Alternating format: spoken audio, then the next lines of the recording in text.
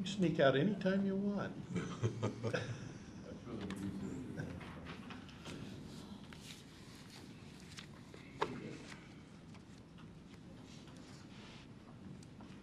I like sitting on this side, you know why? Because I can see your guys' reaction whenever we say something. So which ones agrees with us? Which ones doesn't?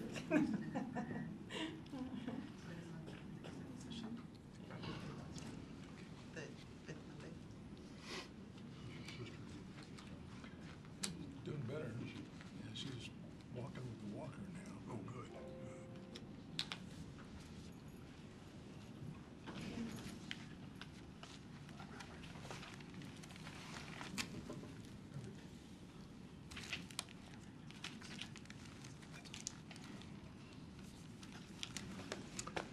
Good evening, everybody. We will call the meeting to order. Welcome to the City Council study session for April 23rd, 2018. And I believe we have a roll call first. Sean? Deputy Mayor Baggett? Here. Councilmember Brown? He's here. He's running a little late upstairs. Okay. Councilmember DeCoursey? Here. Councilmember Holman? Here. Councilmember Pelosa? He's also here. He's upstairs also. Councilmember Wells? She's excused. I'm sorry? She's excused.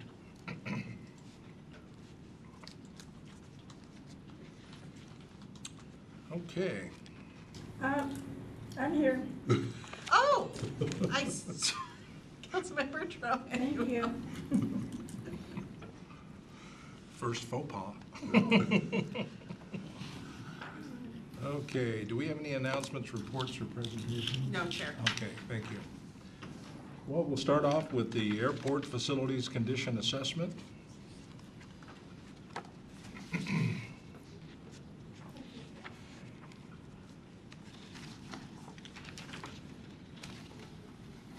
Good evening.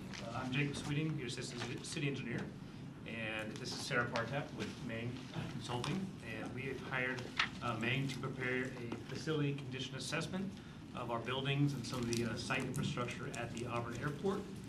And tonight, Sarah's going to go through a presentation and let you know what we found. Thank you. Welcome, Sarah. Thank you. Well, thank you everybody for your time tonight. I will try and keep it as short as possible, but there's a lot of technical information we'll go over. So if you have any Sarah, I'm questions, really sorry, but I'll need you to set the table. The mouse can go with you. take the mouse down there. It's okay. All right. So if you have any questions, please stop me because I use a lot of technical terms. I try not to, but sometimes I get going kind of fast. So please ask me. So again, thank you. The City of Auburn contracted with my firm, Mang Analysis, to perform a facility condition assessment of the Auburn Municipal Airport. We did the actual assessment last year towards the end of 2017, and then we've been reporting and working with Jacob and Ingrid here over the last couple months, crunching the data and getting the report ready to present to everyone. So tonight I'm here representing for our firm. The essential team was made up of 3 people. There's myself, Sarah Partap, who's one of the principals at our firm and was the project manager. And then our 2 on-site surveyors were Timothy Buckley and Doug Smith. So Timothy Buckley's background is he's a licensed architect with an emphasis in green building design and a lot of experience with ADA assessments. So he looked through the civil, structural, and architectural systems at the airport facilities. Doug Smith is a licensed mechanical engineer with many, many years of facility condition assessment experience. So he was examining and scoring the mechanical or the HVAC, electrical, and plumbing systems out at the airport. And then they both share kind of the site assessment depending on kind of which umbrella it falls under. Sarah, excuse me a minute. Can you explain what Mang Analysis is? So Mang, yeah, I'm actually going to tell you right now. So yeah, Mang Analysis, we're a small consulting firm based out of Seattle. We've been around since about 1985. Our founder, Eric Mang, that's where the name comes from. Our focus is on here. I kind of show you the building life cycle, but I'll click forward to see our services that we offer. So a large part of what we do is value engineering. We work with a lot of school districts, but also utilities, Puget Sound Energy, cities and counties for value engineering and constructability review. And then one of our biggest sectors that we work in is facility condition assessment. And that can be for a broad range of clients. We do a lot for, we've done Thurston County, we've done the city of Olympia, but we do a lot for school districts as well, and then even private entities like Carnation Farms, or just for building acquisitions and things like that. We do assessments for those. So because of our services, they happen all throughout the building life cycle. We have a pretty unique set of expertise. We get involved early in the design, looking at projects, throughout construction and throughout the commissioning process. So we have a lot of knowledge about how buildings function and how they kind of start to go downhill. So facility condition assessment is great when you've owned your facilities for a while and you're trying to figure out quantitatively, you know, to help you make the right decision of, is it time to replace things or time to completely refresh things, or kind of just keep going as you're going for a few more years. So that's kind of the goal of what we were out there doing. Good, thank you. So similar experience around here. I mentioned some of our just big clients, cities, counties around here, but also we've done a few local airports. Last year our team was doing a facility condition assessment for Pierce County, and included in the list of buildings we did was for Thune Field and for Tacoma Narrows Airport. They're very similar age, very similar condition, so seeing Auburn Airport was not a big jump. They've experienced facilities like that before. That's just the page showing some of the clients we've worked with. Some of the more recent ones are Puget Sound Energy. We're just also wrapping up a large assessment for the city of Tacoma, which we've done actually a few times, and every 5 or 6 years we go out there and refresh it. Same with King County, where they're kind of a recurring client. So now we'll get into some of the key terminology and key findings of the airport. So this is the part I start to use more acronyms and things like that, so please stop me if I'm not making sense. So kind of the two key tools we use to report on the condition and the costs needed at the airport. There's the short term, which we define as right now, or 2017 when we did the assessment, plus 5 years from now. That's kind of the backlog of maintenance. We call it observed deficiencies, but that just means the short-term stuff. And those are, we define those by, they're actually seeable or knowable by the surveying team, whether they can actually witness it or the airport maintenance people tell them this is a problem. Say if a roof is leaking, but it's not raining when we're out there, but they can tell by examining it or because the airport manager has told them. And the other criteria for defining an observed deficiency is that the direct cost exceeds $3,000. So if it's less than $3,000, it's just sort of minor maintenance, so we don't list it, you know, and document it as its own issue. The second tool we use is quite different. It's called predicted renewals, and those are your future kind of long-term capital needs assessment. So that's a 20-year time horizon, and unlike the ODs, which are seeable and knowable by the actual surveyors, these are things that are predicted by building models. So based on typical useful life of the systems and the facilities, say the roof every 30 years, typically a roof you refresh, and the foundation every 88 years you refresh, and the electrical every 30 years. Those cost models, we build them into our database based on the original construction date in the 1960s, or if the system has been renewed since then, we restart that clock at the time that it was renewed, and it just does a cyclical count. So you see which year, which things are coming due. So those are really intended just to give you a broad, kind of an alarm of, you know, look at, this is probably coming up on the time horizon. It doesn't mean it'll exactly hit in that year. It's just to keep in mind the broad picture so you can see 3 or 4 years out, you need to start preparing for this big roof replacement or an electrical thing. So the broad picture, the ODs and the short term are really the ones that are more defined and more for certain, whereas the PRs are just kind of more general. Sarah, Yes? when you do your cost estimating, you're using today's dollars for the current, I would imagine. So are you putting an inflation factor in to keep it current for what we believe it will cost in years out? Yes, we do. So I believe in this one we're using a 3% inflation and a 5% discount rate. Those are adjustable if the city wishes to change those. And for the predicted renewals that go out 20 years, those are in the main body of the report, they're presented both ways, just in direct and then also in present value dollars. The final tool that we're going to talk a little bit about today is the Facility Condition Index, which is a ratio that's kind of used to help prioritize your building projects.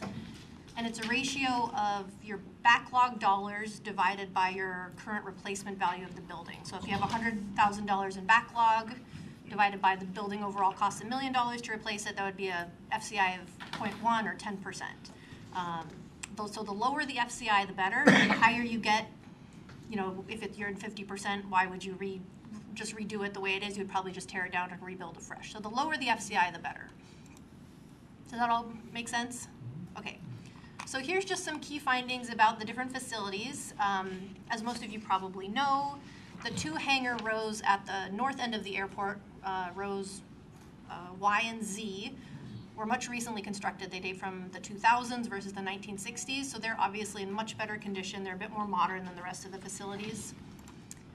In fair condition, kind of the ones in the middle, are hangar rows C, D, H, and the main office and the auxiliary office, which in a lot of our stuff is called span-of-flight. It's just the auxiliary, but the current tenant is span-of-flight. And then we're going to focus a little bit more on, oops, I don't think I can go backwards. The ones that are in poor facility, those are the ones kind of right in the middle of the airport facilities. That's hangar rows E, F, G, and J.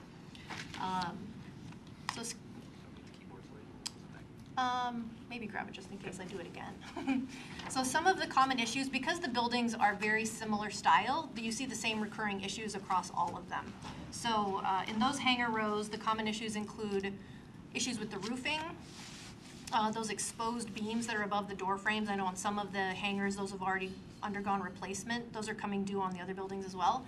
And then a lot of the light fixtures are eroding or just low light levels overall. And that's, again, just being exposed to the weather for all these years. Another one is moisture issues, and that's coming from actually the slab on grade. There's some cracking on the slab. This wasn't seeable to us, but it was reported to the surveyors that the slab was constructed without a moisture barrier underneath it. So even on the inside of the building where there's cracking, there's actually some groundwater and moisture coming up into the facilities. And then you also have the problem is if there's cracking outside where the aircraft are, there can be pollutants that go, down into the groundwater table there. So that's the slab on grade issues that you see throughout here. And then a lot of the electrical systems, simply because they're aging. They haven't been replaced necessarily since the original construction. Councilmember Pelosi. Can you go back to the last photo? Yeah. So tell me about all that wire on the floor. What's all that there? This one, I believe that one's just like an extension cord. It's just something that the surveyors noted while they were up there. This one is actually, I believe, a tie-down area. So that's where the aircraft are secured outside. Is that a ground or something? I don't think that's a wire. I think that's like a cable for like tying it in place. Oh, okay, I follow. Thank you. Yeah. And then that one, I believe, is the edge of a roof zoomed in. So, like I said, those four hangar rows kind of in the middle have the highest FCI. So we're just quickly going to go through some of the recurring problems. So on hangar row E, again, you can see here kind of on the ground, there's the moisture issue. And this is some deterioration of the exterior wall right there. I'm going to flip to this page so I can tell you exactly the highest drivers. And all this is in the full detailed report that you guys will have.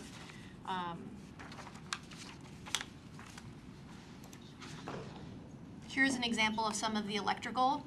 And honestly, sometimes it can look a bit scarier than it is, but you can see it's obviously aged and rusted in this one. This is a great view where you can see the ponding on the flat roof. This is one again with some electrical. That's a different exterior closure, but again, some erosion on the columns and the paint. The paint's just aesthetic, but once the paint goes, then the surface isn't really protected. So, yeah. Could you remind us, how old are these buildings? Most of these are from the original construction in the 1960s. I don't think I included any picture of the newer ones because they look great. And this is just a different shot of a different flat roof. Councilmember DeCoursey. So, sir, is there any of the ponding causing any leaks, or is it just surface ponding? No, there is a little bit of leaks reported. So in the detailed report, the surveyors go through system by system, and in each building we use this thing called the uniformat breakout, where it classifies every system within the building, and they will actually score each individual system. And if there's a deficiency, they will write it up and give kind of a cost estimate for remediating that problem. So those are included in there, and I'll talk a little bit more about those. Councilmember Trout-Manuel, did you have a question? No, thank you I spoke out of turn. Thank you. And then this last one on row J, and apologies in your packet, I think there's a typo, but this one should say row J. That's just the eroding on the exterior column. And this is just an example of the downspout going directly onto the ground instead of directly like into a storm drain. So obviously that can cause, it's hard to see here, but there's a lot of algae and moss growing here. And that's, again, that's that electrical picture from the beginning where when there's a heavy rain event or a lot of just the water coming up from the bottom of the floor, instead of it dripping down from above, it's coming up from the ground. Not a good place to put an electrical. Right, but you don't always know until the water comes up. Probably when they put it there, it wasn't wet, so you would hope. So now this is just a snapshot of the total observed deficiencies. So again, those are the short-term ones that are seeable and knowable by the survey team. This is across all the sites that we surveyed at the airport, so all the hangar rows and the couple of offices. And these just total them up. So over the next 2017 plus 5 years from now, total just over 3 million. And I can tell you some of the contributors of that big one. So first of all, these are, honestly, these numbers here up till you get to 2022 are not too alarming for a facility that size. This is where it really jumps up to over $1 million. So half of that is based on the slab on grade. So even that one, the surveyors are saying it's not like the slab on grade is going to crumble in 5 years and the buildings are going to collapse, but they would say within the short-term period they would suggest remediating those cracking problems. So that's about half of that cost, is those slab moisture issues. Then we have the exterior walls is the next big chunk. That's where you saw kind of the exposed interior beams or those header beams. That's the exterior closure and the exterior walls. And then the exterior doors, on a lot of them are aging. And then this last little blue bit at the top is everything else in the facility rolled together. So those are the three really big contributors. Councilmember Pelosi. Can you explain the slab on grade again? So the slab on grade is like where you saw that extension cord sitting in the puddle. It's cracking and there's a lot of groundwater here and there was no moisture barrier. So water can actually come up through the slab. So the slab, that's just like the concrete on the bottom of the buildings and around the airport site. So it's wicking, the water is wicking up into the... Right, it can come up. So even though the building is sealed and it's not leaking from the top, you're still getting moisture and it can cause mold and things like that and rusting of those fixtures because it's coming up from the bottom. Your recommendation there would be to tear the slab out and rebuild it? Well, that depends on how much you want to invest in the facility. So that's a really good question, because what we do is try and give you all the information so you can choose, but what's especially unique about your facilities, because it generates revenue, versus if we're just doing it for a public client, like an office building or a school building, you can do the cost-benefit analysis of what it makes sense to just do the short-term kind of patching the areas where you really need it inside the building and around the building and leave some of the rest undone. Or you could say, we're going to redo this hangar in 2 years anyway, so let's just do it now. What is your cost estimate based on? I can tell you it's in more of our detailed stuff, but let me go up to it. I believe the slab on grade numbers are a full replacement of the slabs where there's actual cracking. So that's why we're up in the close to $1 million range when we start doing that type of thing. Right, so that's aggregated for all the buildings across the facility. I want to say that it's in the detailed report, it's per building and it's measured in eaches, and I'd have to flip through and find the correct one, but maybe Councilmember a few Pelosi. $1,000s per incident of it. So on the slab on grade, we have to get the puddles away from the foundation. So we got to determine where the leaks are coming from, number one, right? Well, most of them are the slab, most of them, not all of them, because there are some roof leaks there too, but a lot of them are coming up from the bottom. So it's From more the waiting ground? for it, right, From the ground? right, from the groundwater coming up through the cracks. So it's more like wait till it's dry and then seal it from above. Seems like we need a C9 bulldozer.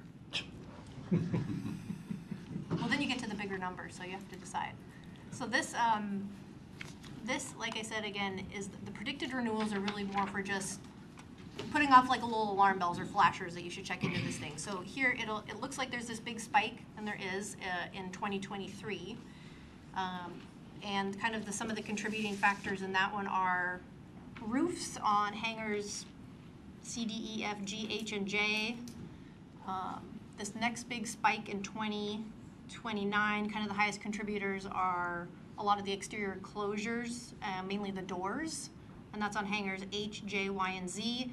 And then out in 2031, it's redoing the roofs on Y and Z. So Y and Z were built in 2000, so about 30 years is your expected life of a roof. So 2031, you're going to get the roof renewal. So even though they look great now, but again, all those things are variables. Those are just based on the standard industry expected life of those systems, and based on your maintenance plan, the climate, if you have a really wet year and all the trees are clogging your roof drains and nobody gets up there and cleans it, the roof can erode faster, or if it's a really dry year, it might erode slower. So those are just kind of to keep your eyes open and think about that coming up, but it's to alert you that in those years there's going to be a big thing, so you should probably plan for it a few years before that. Again, some of the other long-term things are just the wiring throughout. And the wiring is an excellent example because if you think about predicted renewals and why they sometimes seem quite high like that, imagine if you're owning your own house. If you say the electrical system should be replaced every 40 years, most people aren't just going to rip out all the electrical in their house because it says, 40 years, it's done. You would wait to see if there was actually a problem. And if there was, maybe just do spot repairs. So the model and the predicted renewals are based on a complete system replacement and just on a clock counter. So that's why it's not meant for just, counting on strictly this is what you have. The ODs are much more accurate and time-based. Councilmember DeCoursey. Oh, sir, is all the wire, is any wire in conduit or is it all roll mix?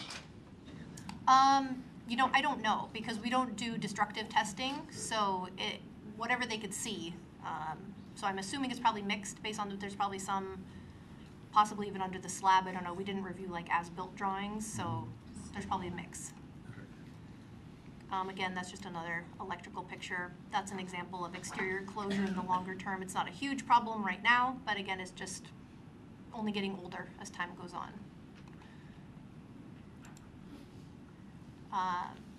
So the other main point of our project that the city asked us to review was the feasibility of upgrading some of the existing hangar facilities to accommodate wider span airplanes. Another class of airplane up requires a wider opening than what's currently there. And also the possibility of adding doors, because a lot of the hangars now, actually the ones that are in the worst shape are the ones that are without doors. The ones with doors, they keep out a lot more weather. There's not as much moisture coming into the lighting fixtures and the wiring. So part of what we were looking at was, is it feasible to update the existing hangars to accommodate these wider span planes? And unfortunately, the way they're constructed as T-hangars, it doesn't really make sense because you can't widen the door because the interior partitions would prohibit that. So our suggestion or the action would be if you wanted to convert some of those older hangars to wider, more modern hangars, it would require demolition and rebuild. But again, that's kind of a business case of how much you want to spend to do that and if it's worth it, or just kind of keep them going for a couple of years and do it in a few years down the line. So that was the main opportunity that we were looking at. And when I say opportunity, we're talking about opportunities for improvement, so improved access or improved user experience or improved energy efficiency. And those are all things that are just kind of subjective to what the surveyors thought was worth noting. So the main one was the wider span planes and closed hangars, but we also noted some for HVAC systems and also for fire alarm and sprinkler systems. So they're currently okay as they are, but if you get higher value airplanes in there, people are more concerned, even though it's not required by code to have sprinklers, that might be kind of an attractive factor for people to know that that system is there. So I would just add one point on that. If we did a rebuild, it would be required. right, yeah, we're not doing like a code compliance survey, so that is true. If you do a bunch of these upgrades and things all at once and you get to a substantial dollar amount, which is different for every city, what their permitting allows, but you could trigger, a full code compliance if you exceed whatever threshold. So, as I mentioned, it would be more reasonable probably to demolish and rebuild in the existing footprint of some of those older hangars. Those are about 15,000 square feet. And we're estimating, we create a custom cost model for each building type. So our cost model that we used for the hangar rows Y and Z on the far end of the airport, since they're the most modern, we use that cost model to kind of do a rough order of magnitude estimate of a new hangar. So that, including the demolition, plus or minus $3 million to build a new in place of one of those old 15,000 square foot hangars.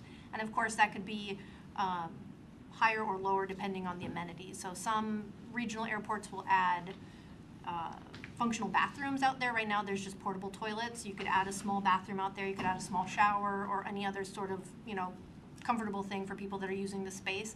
And obviously that would increase the cost because that's not what's out there now. And then the last piece of things that we were looking at was just ADA assessment and improvements. So again, when this airport was built, it predated most of the ADA code that we're subject to now. So it's not a code compliance thing, but just it was noted in the report of if you want to increase the accessibility, there's some notes in there about curb cuts, about parking stall widths, door hardware, that kind of stuff. So that's all in the detailed report as well. All right, so now questions. Councilmember Pelosi. Well, this is a very chilling report. I mean, is $200 a square foot pretty nominal for other construction work? Oh yes, that's actually fairly low. For instance, a lot of the work that we do in the K-12 area, some new elementary schools are $450 a square foot. I mean, they have a lot more services and facilities there, but still, it's more than twice the amount. So yeah, it's accurate. Well, the Unfortunately. Airport built in '68, so we're looking 50 years old plus. We haven't really done any big remodeling. Right, so this is the perfect time to kind of use the data to do a business case, and I know that's kind of their next step. Did your company do a business case in your head saying, boy, this looks like about 200 million or whatever? So we didn't, that wasn't part of Meg's scope. But No, I know, What but we are doing is we are working with another consulting firm on the market rate analysis. We're taking all this information we're collecting here and putting together some of those scenarios. city staff is going to do that? It's underway currently. And so this information will feed into that. Gotcha. Yeah, this is, I didn't realize, well, now, like on the foundations, the slab on grade, boy, it's, that's just wicking right up through the old concrete. And you could see it wasn't a moisture issue, but way back at the beginning of that picture you asked about where it was the tie down, that's also kind of considered slab on grade because it's cracking around the tie down. Right. So for now it's okay, but like our recommendation in the detailed report was to test the tensile strength, I believe it's called. So we make sure that even though there's a little bit of visible cracking, they can't tell by looking at it if it's just surface or if it's a bigger deal than that. So yeah, it's a bunch of different things in this, and just overall, even if it's not causing a moisture issue, it settles over time and it gets icy and it expands. It can affect the parking. So overall, it can be an issue. Well, I was impressed with the detail that you folks went through, and as a layman construction person, a lot of this stuff made sense. Yeah. And we are at the cusp of a very deteriorating airport. Looks like to me. While we're involved in our budgeting exercise, I'm sure that we're going to see some elements of this come forward in that. I think that'll play into it for sure. Any other questions? Thank you very much. Appreciate it.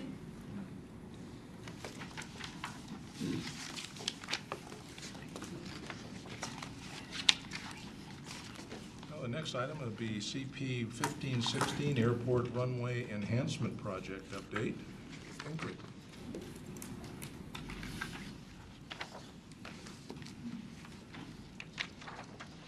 Okay, so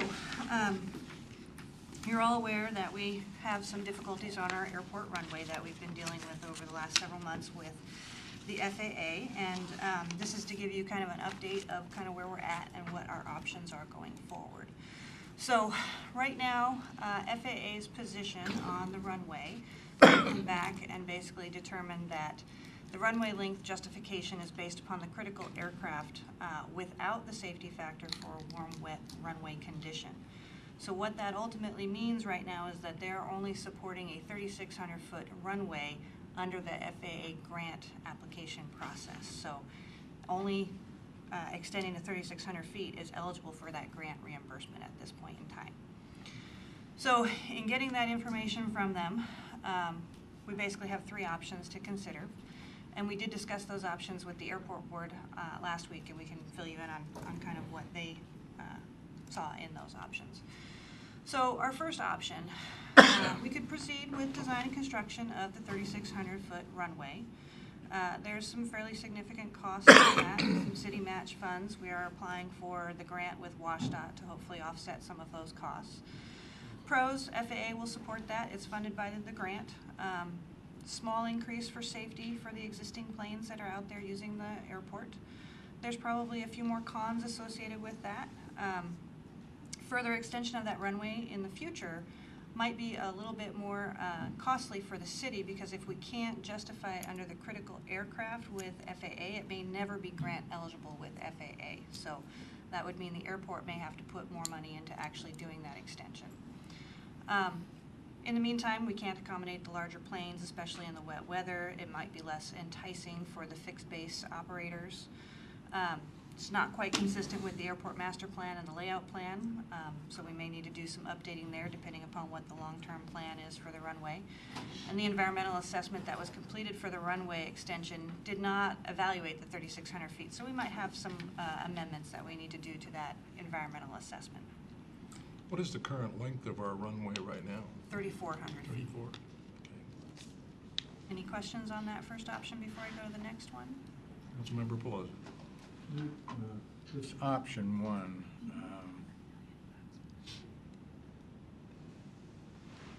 the FAA will support it.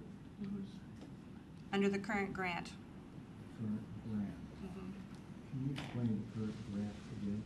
So for runway extensions such as this, basically the FAA can only fund improvements that benefit the current use of the airport. So they're not necessarily able to use those grant funds, as they've explained to us, to do improvements that would benefit for basically economic development or enhancement of the airport usage itself. So going to a longer runway to accommodate a larger plane that doesn't exist at the airport today is what they're struggling with. Okay? Councilmember DeCoursey. So what is FAA's future participation in the runway? Again, so for going after grant funds with FAA, the main issue is whether or not the critical aircraft, so the main aircraft using the runway, the largest aircraft using the runway that's actually based out of the airport, triggers the need for a longer runway. And right now, today, based upon what the critical aircraft is in our master plan and the aircrafts that are actually out there, they do not currently, under FAA's interpretations, warrant the 4,000-foot runway, because the way that we got to that was using the warm, wet weather safety factor, which they'll allow you to use for jet planes, but not for the turboprops that are currently out there. I understand that, but my point is that as we build the new runway, whether it's 3,600 or 4,000 feet, is there any participation in the future, cost-wise or maintenance-wise, from the FAA? Why don't we go on to option 2? Okay. Because I think that will answer some of your questions. So option 2 would be that the city goes forward and builds the 4,000-foot runway. The FAA will only participate up to the 3,600 feet.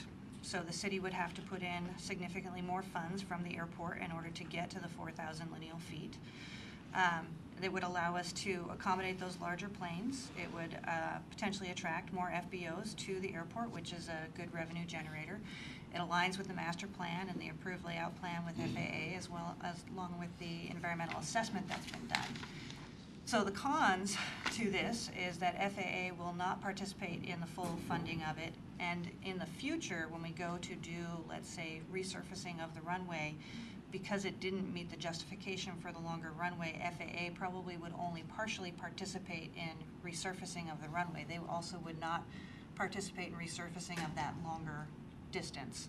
So it has some ramifications to our costs for maintenance for that additional length of runway going forward, if that makes sense. So the EA was approved by FAA for the 4,000 square foot runway. So now they've backtracked and said that we'll only go 3,600, which require an updated EA more than likely. What's the cost of redoing the EA in the time frame? And I don't have those numbers because that's not necessarily what we're looking at trying to go forward to do, and we wanted to have that conversation with council and with the airport board before we started going down whichever option we choose to go forward with.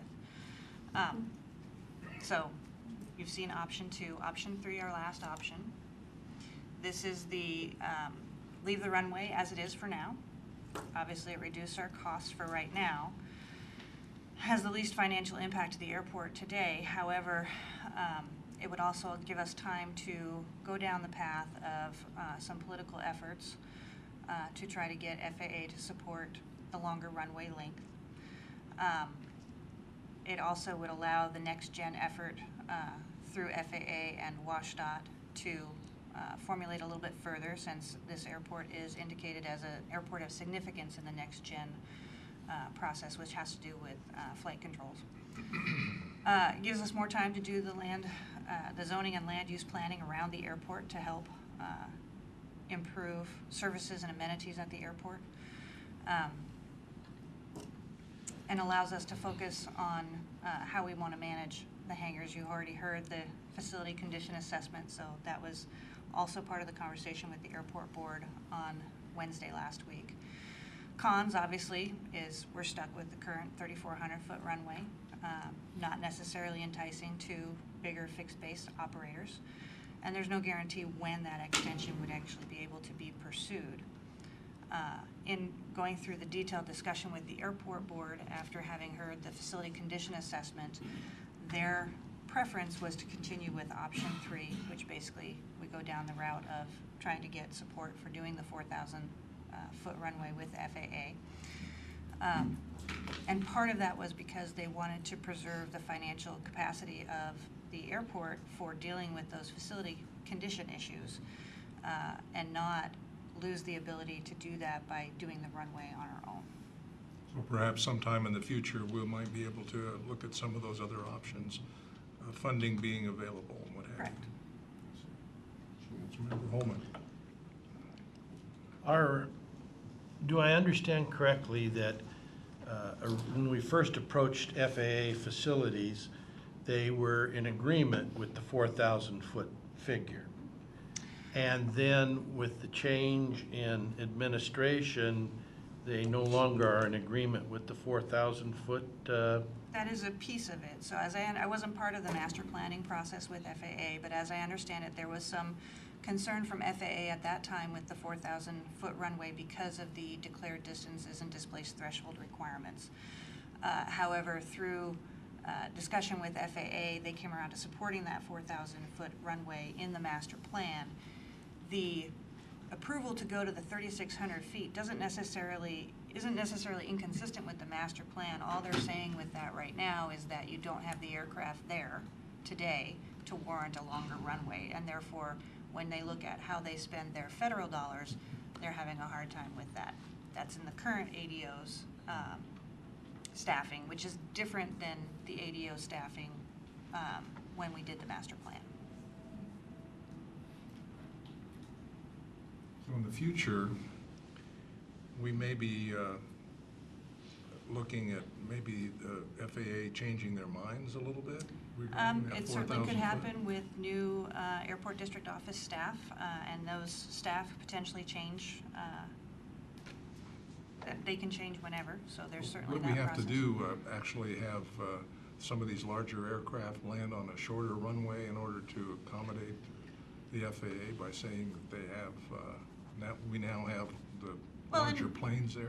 And right now, today, we can't, I mean, a larger aircraft can land on the current runway in good weather, dry, sunny, warm weather, not necessarily in a wet condition in, let's say, middle of June. They don't necessarily have the stopping distance that they need with the Right. 3,400 feet, and that's really the controlling factor. Councilmember Brown.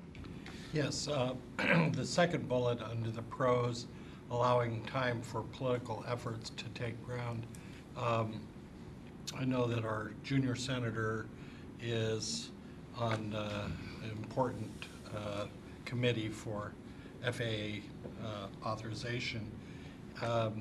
Is that the kind of political efforts we're talking about? That, and also some regional efforts with Puget Sound Regional Council and with WashDOT Aviation, with some of the other airports in the area that we are a reliever airport for, and try to get some support from them as well, and then try to work through FAA to get support from FAA for the 4,000-foot runway. And how timely, Go ahead. how timely is that effort? That's going to take time, which is why the recommendation from the airport board was to go forward with option 3 because they felt that that was probably a better end result for the airport ultimately, to go that route. Councilmember Holman? There's also, aircraft are changing. You heard them say that the hangars could be a little bit wider. I've just been making a few notes here. In the 1960s, a Piper Pacer had a 30-foot wingspan, still does, but it's a 1960s type aircraft. Cessna 172, 36 foot. Those hangars as they exist today are just great for airplanes built back in the 60s. But today, a Piper Meridian has a 43-foot wingspan. Piper Meridian, which is currently in production, will take off and land in less than 2,000 feet.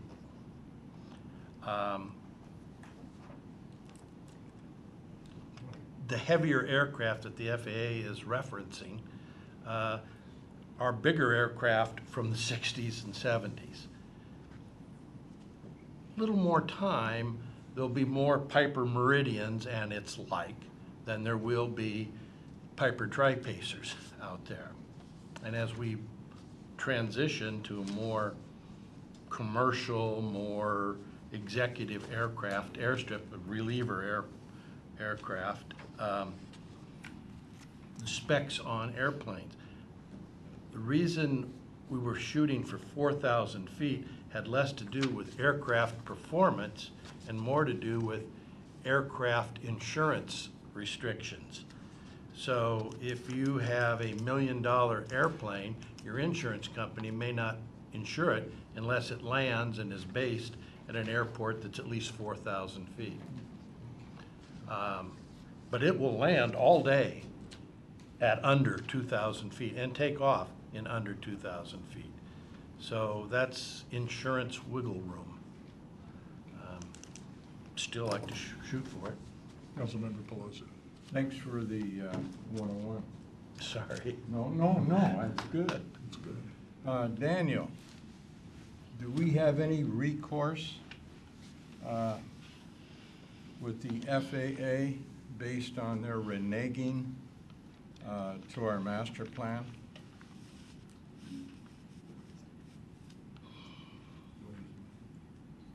Okay, I'd have to look into that because I'd have to look at our agreements and see what they're committed to. I mean, the thing is, we've been planning months and months and months and years for an extended runway. Our master plan, same thing. We've had meetings upon meetings upon meetings, and the FAA, have been party to all these meetings. Now, because there's been a little change in their administration and they don't like our plan, they nix it. I don't think that's fair or reasonable. Well, I'd have to look at the documents. I think we should look at this from a legal viewpoint. I really do. I mean, I think it's worth a look-see. I'm making myself a note. That's a good point. Any other questions? Thank you both. Appreciate it.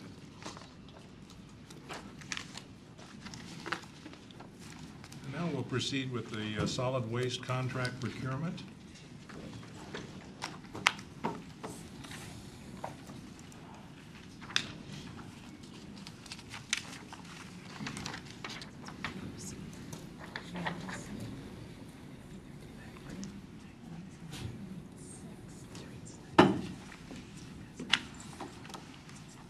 Good evening. Good evening. Well, we're going to go through a little PowerPoint presentation. Joan Nelson, Solid Waste Supervisor, and Brenda Goodson-Moore, the Customer Service Manager, and myself are going to go over where we're at in our juncture to provide solid waste services for the city. And there was a memorandum in your packet, and Joan has put together a PowerPoint that summarizes the memorandum. So with that, Okay, so So in 2016, we put out a request for bids, and we received one bid from Waste Management, who is our current contracted hauler. At the time, we decided that to hold off on accepting that bid and look at how some other things happen in some other cities and use our first extension. So we exercised that first extension option. Right now, our contract expires September 30th of 2019. So we have two options from where we're at now. And that's to, we can look at negotiating with Waste Management. They are interested in negotiating with us, a new contract. And if for some reason that was not successful, then we could do a request for proposal. Or if we want to move forward with a competitive process, we can start a request for proposal process. So if we were to choose to try negotiations first, we're looking at a timeline. It took us about 4 to 5 months last time when we did negotiations in 2010 with Waste Management. So this is kind of a proposed timeline. We would look at hopefully bringing a draft contract to the council in September, October of this year. And then if that was something that council wanted, we would hopefully execute a contract in November. That would help us keep our timeline of starting a new contract October 1st of 2019. And there's always the option, we do have a second extension. So if negotiations weren't successful, we can move into a request for proposal process, a competitive process, and which we need to use our second extension. We have one more extension to your extension, which if we needed to extend, we would do that October 1st, 2019 through up to 2 years. So just to highlight, there's current services listed in the memo. Just to highlight some of them, we have unlimited embedded recycling for single-family and multifamily customers. We do special collection events, Christmas tree recycling. Our bulky item collection is coming up this Saturday on the 28th. We also, our city provides the billing and the customer service for our customers. We have weekly garbage and compostable service, and every other week residential recycling. This is a table of some of the other cities and how their collection schedules work. As you can see, most cities have weekly garbage service. Recycle is a mix. Some have weekly, some have every other week. And then compostables, most are weekly. And then the ones noted with a star have embedded compostable service. Right now we do not. It is a subscription-based service, so if people want to have compostables service, then they sign up for that. Some services that we recommend, we had also brought these and include these in the bid that we did in 2016, was to switch to the contractor providing the customer service. This would be a little bit more streamlined for the customers. We also are looking at a voucher program for bulky items, so that way it's more convenient for the resident. When their hot water tank goes out, they can call up and have it removed instead of having to wait until the event. Unlimited recycle capacity for businesses. Right now they're limited to 1.5 times their garbage service, and that limits them. If they're doing a really good job at reducing their waste, sometimes they don't want to reduce their garbage dumpster because it would make them have to reduce their recycle. So we want to get away from that limit and help them reduce waste and recycle more. Also, many contracts, other cities have the contractor services, the city-owned public cans. Right now, our maintenance and operations staff service those.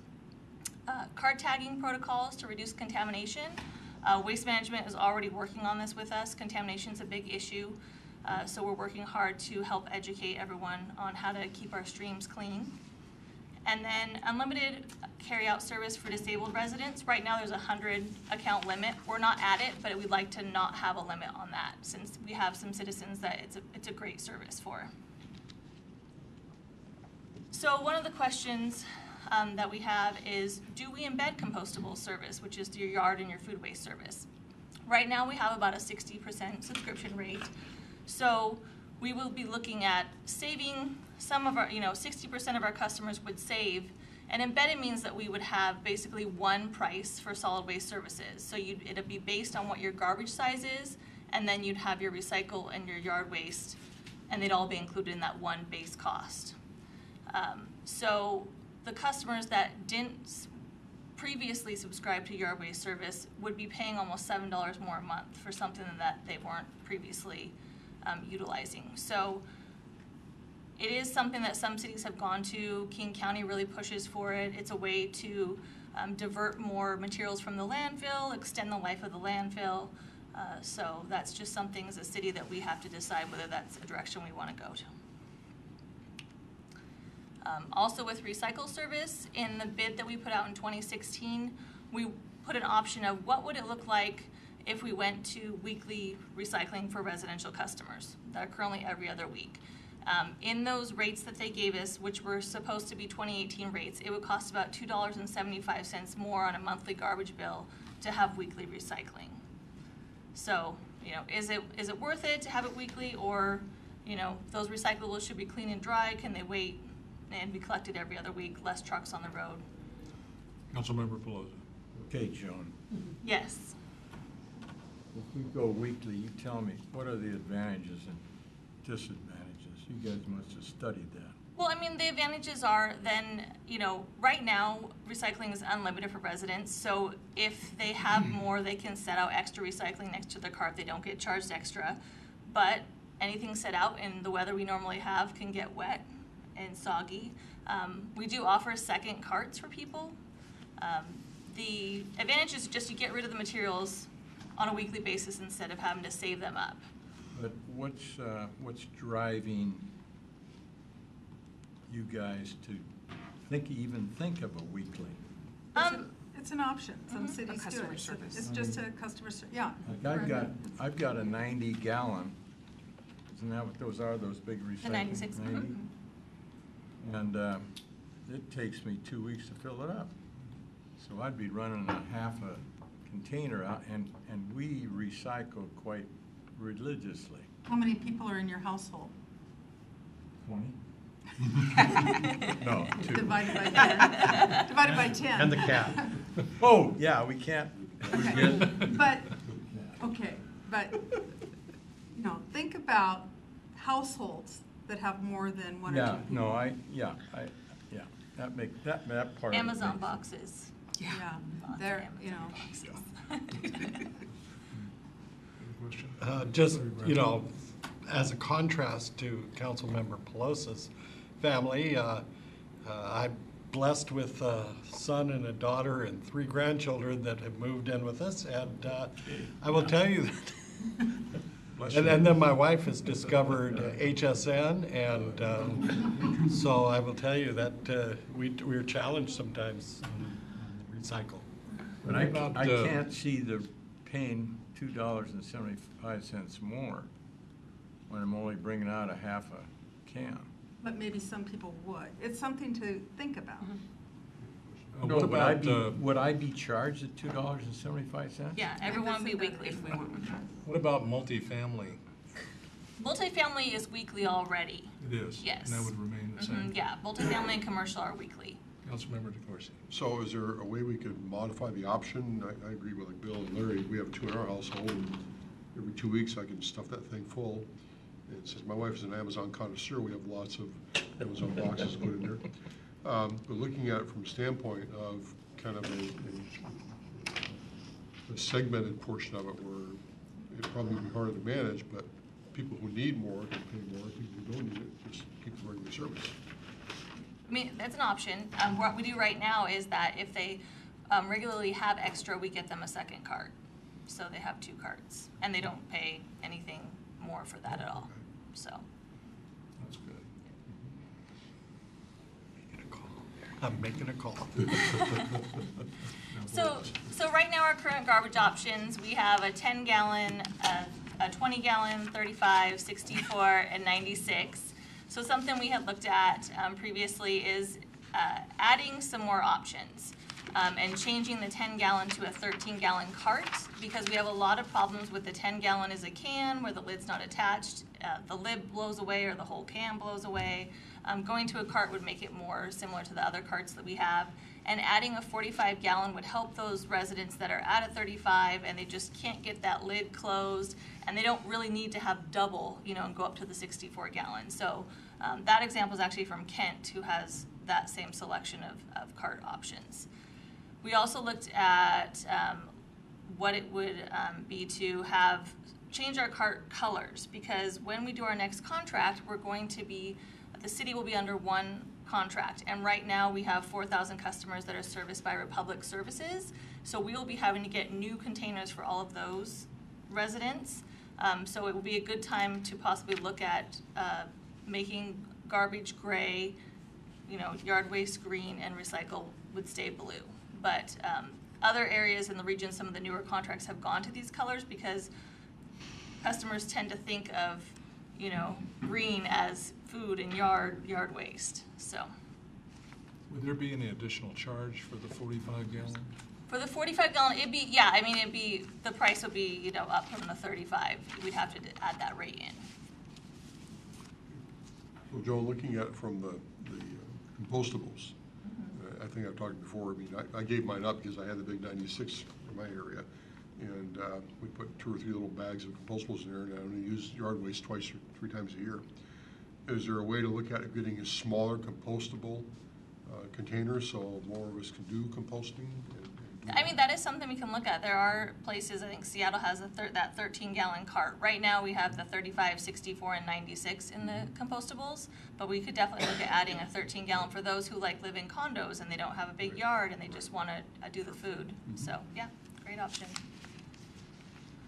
So this is just a map that shows the orange is the waste management service area and the blue is Republic Services. So it's just showing, what we're looking at is incorporating with our next contract those residents in the blue shaded area. So it's something right now, those residents, typically residential pay a little bit more because they are under the Washington Utilities and Transportation Commission rates. So they don't actually pay the same rates as our citizens in the rest of the city. So we want to make sure they do get the same services. They get Christmas recycling, and they're going to have bulky item. So we do try to equalize those services as much as possible. Well, let's talk about rates for a moment. Right now, we have not increased our rates since 2014. Mm-hmm. And with a new garbage contract, we will have to look at the rates, and we'll be doing a rate study in the background to see what the rates with the new contract, what the rate requirement will be. So, depending on what the Allied or Republic service area is paying now, Yeah, it could be. Yeah. Yeah. It may be the same. It Yeah. may be less. Yeah. Maybe more. Yeah. So. You may be jumping ahead, but what effect has the China element? How will that affect this? It's still to be determined, but the reality is right now, it's costing the haulers more to process the recyclables. They're trying to meet that smaller contamination level. And I know that Waste Management in their unincorporated King County UTC areas has asked for a temporary surcharge to help cover some of those expenses of the operating. But we most likely, there's more to come on that, definitely. Mayor. King County has put together a task force to look at the recyclable issue, including several of our cities. I think we still have a chance to get in on that if we'd like to.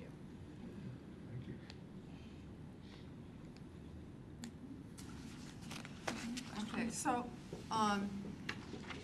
questions, yes, but also we're here looking for direction of what this council would like us to do. Would you like us to start with a competitive process for an RFP, or would you like us to sit down and negotiate with Waste Management or any other hauler for that matter? It's not limited to Councilmember one. Pelosi. 14 years ago, remember, we all talked about getting under one provider. And I guess that's where we're driving toward now.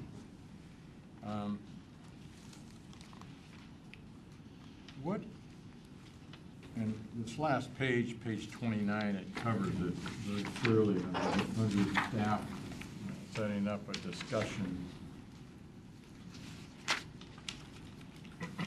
Entering into negotiations with Waste Management, who submitted the only bid in 2016, would make a new contract start of October 1, 2019 possible. This would allow the entire city to be under the same solid contract. So tell me,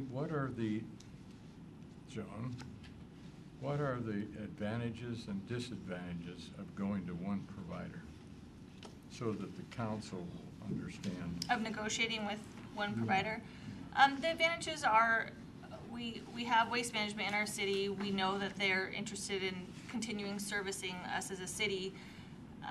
We know their work. They do great service for us. The disadvantage is that in negotiation, they don't have to open up their books like they do in a request for bid or request for proposal process.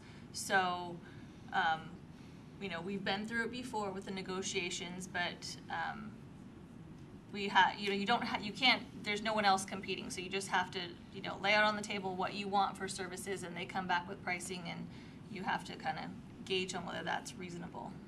It's been, it's been pretty much 50-50, maybe a little bit more towards RFP. When these cities renew their contracts or go for RFP, these contracts are 10-year contracts or longer with extensions. So it's really hard to see what everybody else is doing and gauge. That's what, it's kind of a waiting game, see what everyone's trying to do. But in the last 5 years, most people, except for Kirkland and Federal Way, have settled a contract, and either through a negotiation process with their current hauler or an RFP. And I think a few more have gone out for RFP than the negotiated process. I think that there's a thought that you get maybe a little more edge, a little better pricing possibly by doing that. It's a lot of work, but you know, these are long contracts and they're worth a lot of money. So like City of Kirkland, I think I put it in the memo, they went through that request for proposal process, and at the end of the day, they chose to utilize one of their extensions and attempt negotiations with Waste Management, their current hauler. We are awaiting whether those negotiations were successful or not. We haven't heard, but they did go through the process and then still ended up wanting to negotiate. Well, it was council. Council, The council yes. gave that direction. Mhm. Staff Made a recommendation. Councilmember Trout Manuel. I would like, going back to Mr. Pelosa, concerning about the family of two. What's our rate right now, and then adding that 270, what was it, 270 something? What would it be? Depends on your level of service that you currently have. Oh, that's Yeah. measuring it? So like Councilman Pelosa has the smallest can, a 10-gallon can. It's $6.25 per month. So you'd add $2.75 to that. Our kind of standard middle of the road can is the 35-gallon. That one's $16.11 per month. So you'd add to that. Thank you. I was going to say also is when we look at the rates, when we built these rates back in 2012, we built the rates to encourage recycling. So the smaller cans, is it the 10s and 20s, and the 20s, and were priced less than the cost to encourage people in single family to go towards the more recycling. So whether we evaluate those rates and we change that formula, you know, that's a decision down the road after we get the contract in place. Councilmember Pelosi. I know that an item that really bothers me is equity within the citizens of Auburn. I mean, I'm paying one thing up on Lee Hill, and according to your report, West Hill and Lee Hill, north I guess, is paying different prices than I am. I thought we've been really trying hard to bring all of these together so that there's one price.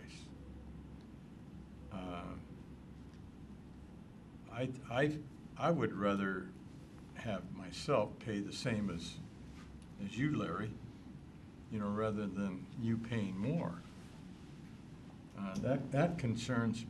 Well, we want to bring it, we intend to bring everyone in under the same contract. When we did the contract extension with Waste Management, we asked if they would, we're under contract with, is it Republic or Ally? Yeah, Republic. Republic. Yeah. We're under contract with Republic through the end of 17? Yeah. Through the end of 2017, and they've agreed to extend and continue servicing under an MOU. It's because we intended to bring everyone under it with the request for bid, but with the one bid, we extended the contract. And we asked Waste Management if they would pick up those areas as the contract with Republic sunsetted, and they said they couldn't, or they couldn't because of the cost to provide the cans, because they buy those nice new cans that you saw there, and they have to supply those, and they need to depreciate those cans over a contract. It'd be too costly for them to provide services without knowing they had a contract in place that was at least 7 years in length.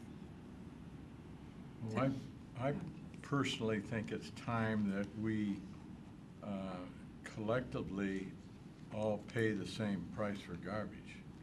And that's the goal. I mean, that's, like Shelley said, that's the goal with these contracts. And we timed the extensions to end at the same time. We've timed that, we keep on timing them so that we can end, so that we can bring everybody in. Entering negotiations with Waste Management isn't going to do that, is it? If the negotiations are successful, the timeline will be, we should be done with those prior to the next contract starting as the date is now.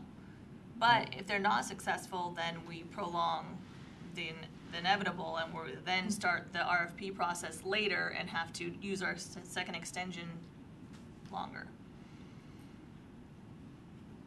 So how do we get to where everybody pays the same? New contract. That is a new Separate contract. contract.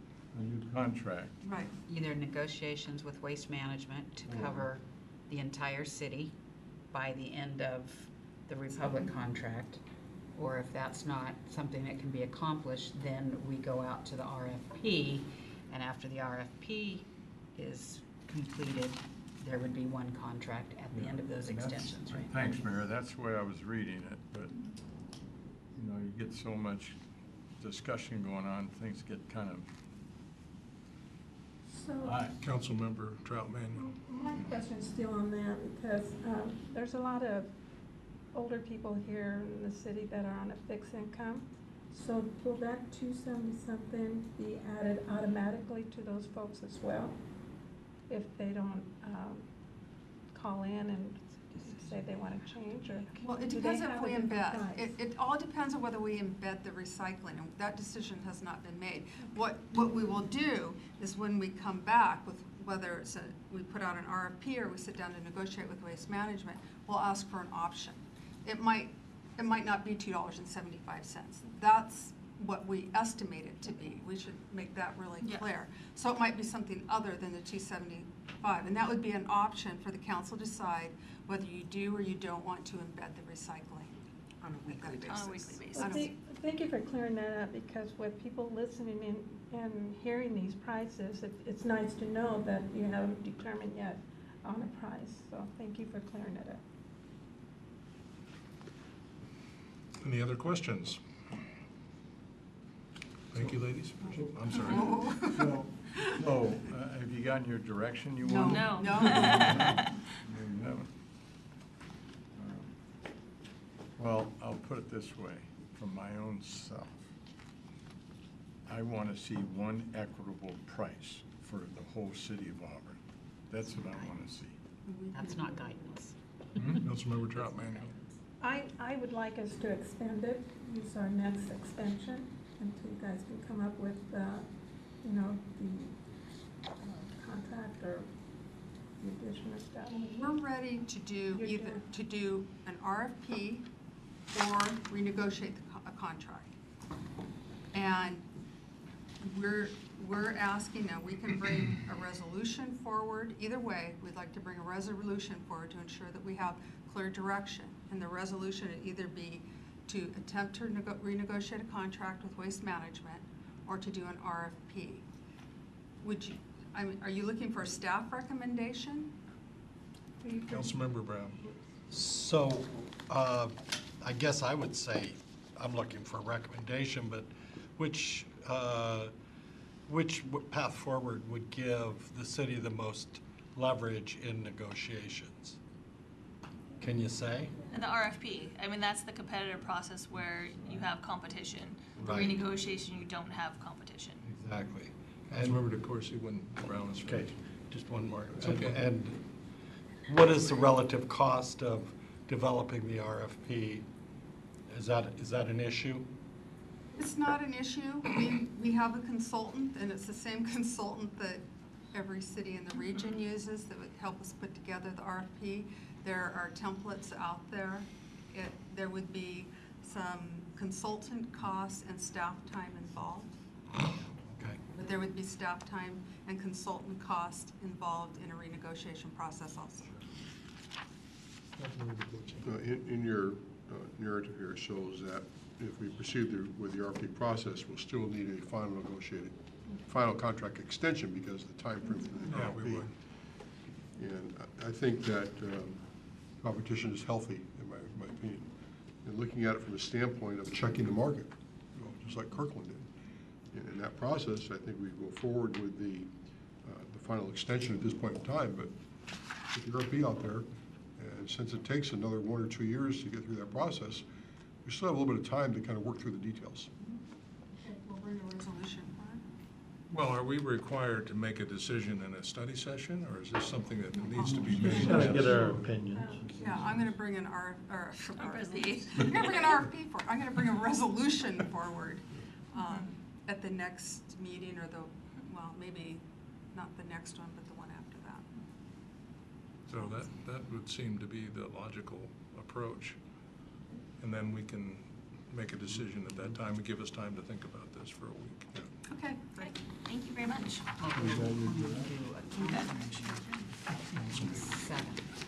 Seven. Probably needs one more recycle through study session. You want another through study session again? When you, All right. well, I would like, we need to see the resolution that they prepare first before we bring it to council. And so Oh, that can that's what only you're saying. occur in Yeah, study session. that would be logical. Rather than, We don't want to delay it any more than we have to, but, the process says that we have to. Yes. Shelley, next week is a fifth Monday, which is typically at your study session. It's for council rules and procedures and policies. Would you have time to have something ready by next Monday? Sure.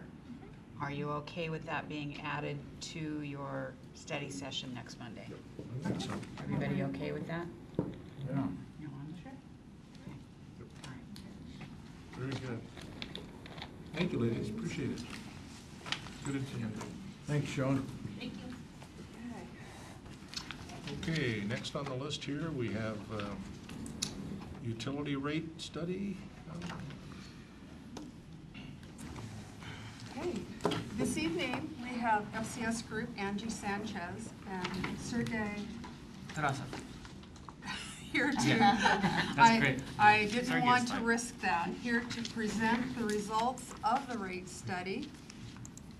They have been working with staff, Bob Brooks and Lisa Tobin from Public Works, and they're here for about a year now. Yeah, so they're here to present the results of their findings. Thank you, So Angie. good evening, everyone. Thank you for having us. And so, as Shelley had mentioned, we've been working a little while on the utility rate studies for water, sewer, and stormwater. And so this evening, what we'd like to chat with you about is talking a little bit about the rate-making goals. So when we went through this particular process, what are the things that we're thinking about and kind of want to be abiding by, and what are the overall results that they need to comply with. We want to also talk about the rate study process, which is a 3-step process, and we'll go through each of those particular steps with you to just kind of get us all on the same page. And then finally, we'll talk about the preliminary results of each of the utilities. And so as we conduct the rate studies for each of the utilities, really what becomes forefront in our mind is that they want to be self-supporting utilities. And so the rates that are charged needs to essentially cover the costs and the overall revenue requirements and needs and obligations of each of those utilities. And so that's kind of what we also have in mind as we complete the studies. So in terms of the overall rate-making goals, the overall arching goal is really to develop a 4-year schedule of rates for each of the utilities that will generate the right level of revenues. And so making sure that we are covering our overall costs.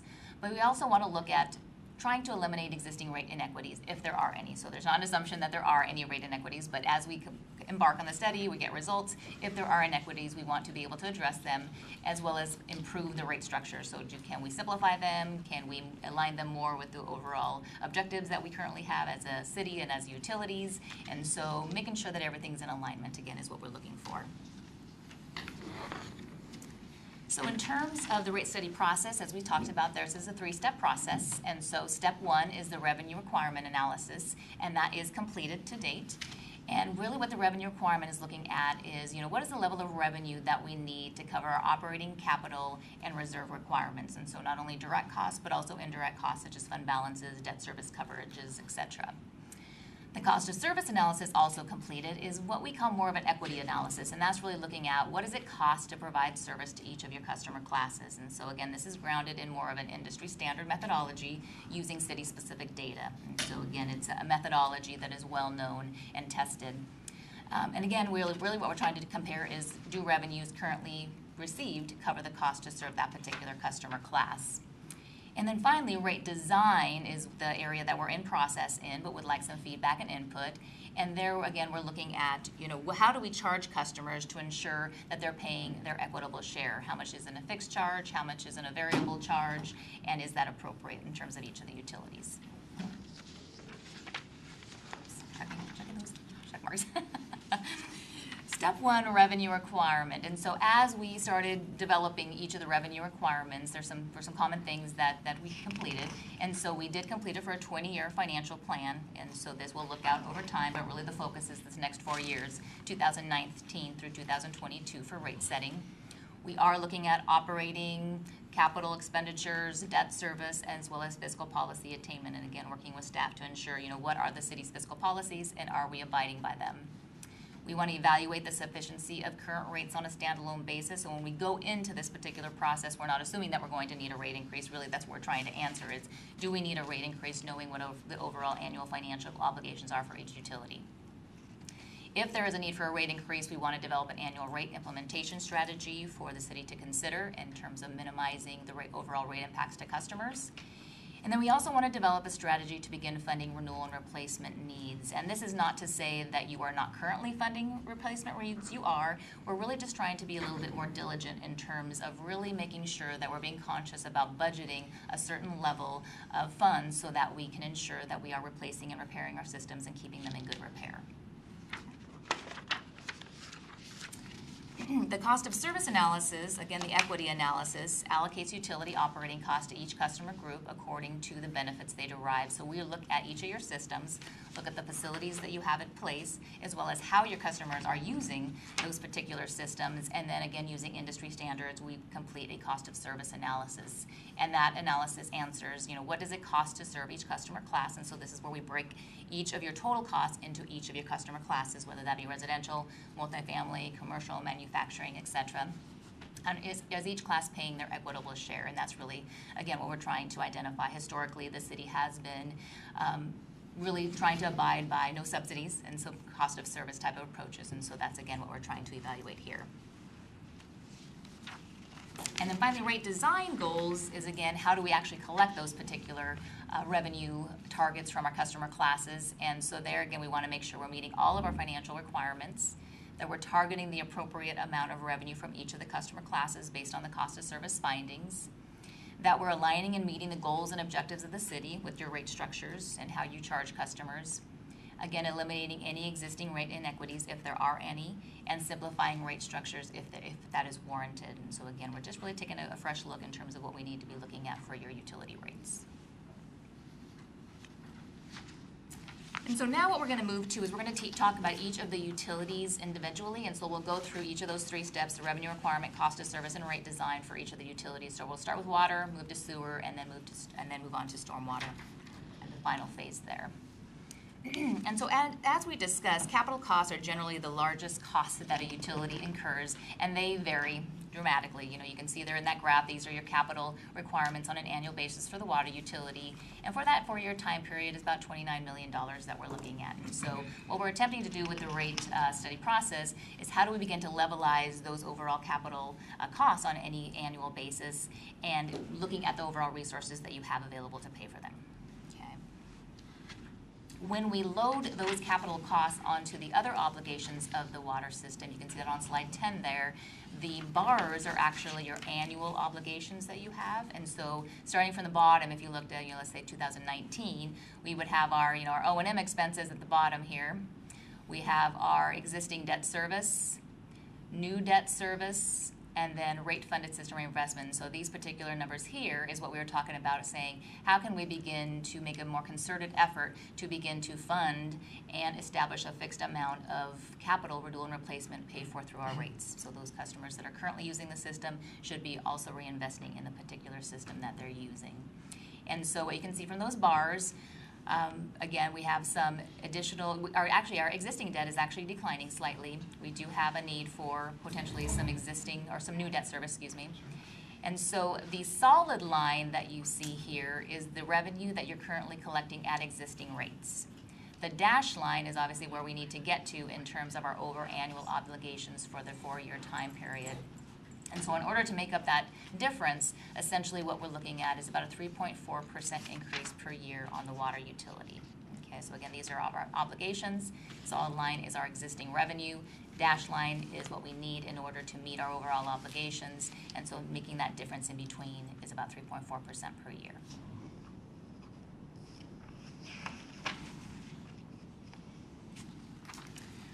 We then take the overall pie, so that overall annual obligation, and as we talked about, the cost of services, that equity evaluation. And so what you're looking at here is that this line, the solid line here, is essentially paying cost of service. If people are at this bar, or plus or minus 5% from this bar, you're essentially paying the cost to serve that particular group.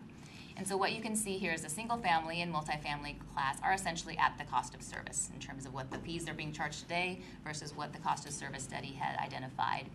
When we look at the commercial class, it does look like they're slightly overpaying in terms of their cost of service. And then when we look at manufacturing and irrigation, it appears that they are below their cost of service with the existing rates that they're currently being charged.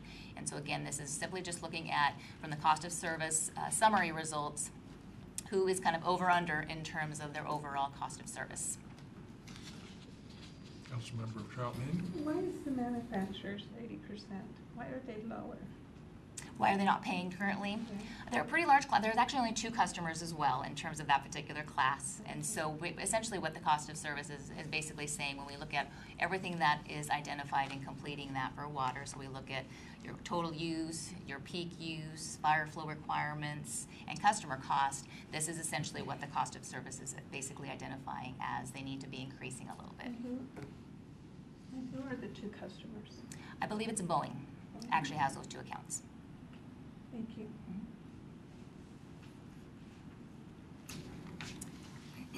Moving on to rate design. Now this is the phase that we're in progress on, and so looking to get some thought process input and communication discussion. Your existing monthly rates today for the water utility is a single family monthly charge about $16.12, as well as a 3-block volume charge that increases with the more use that you have in terms of any given month per 100 cubic feet of water use.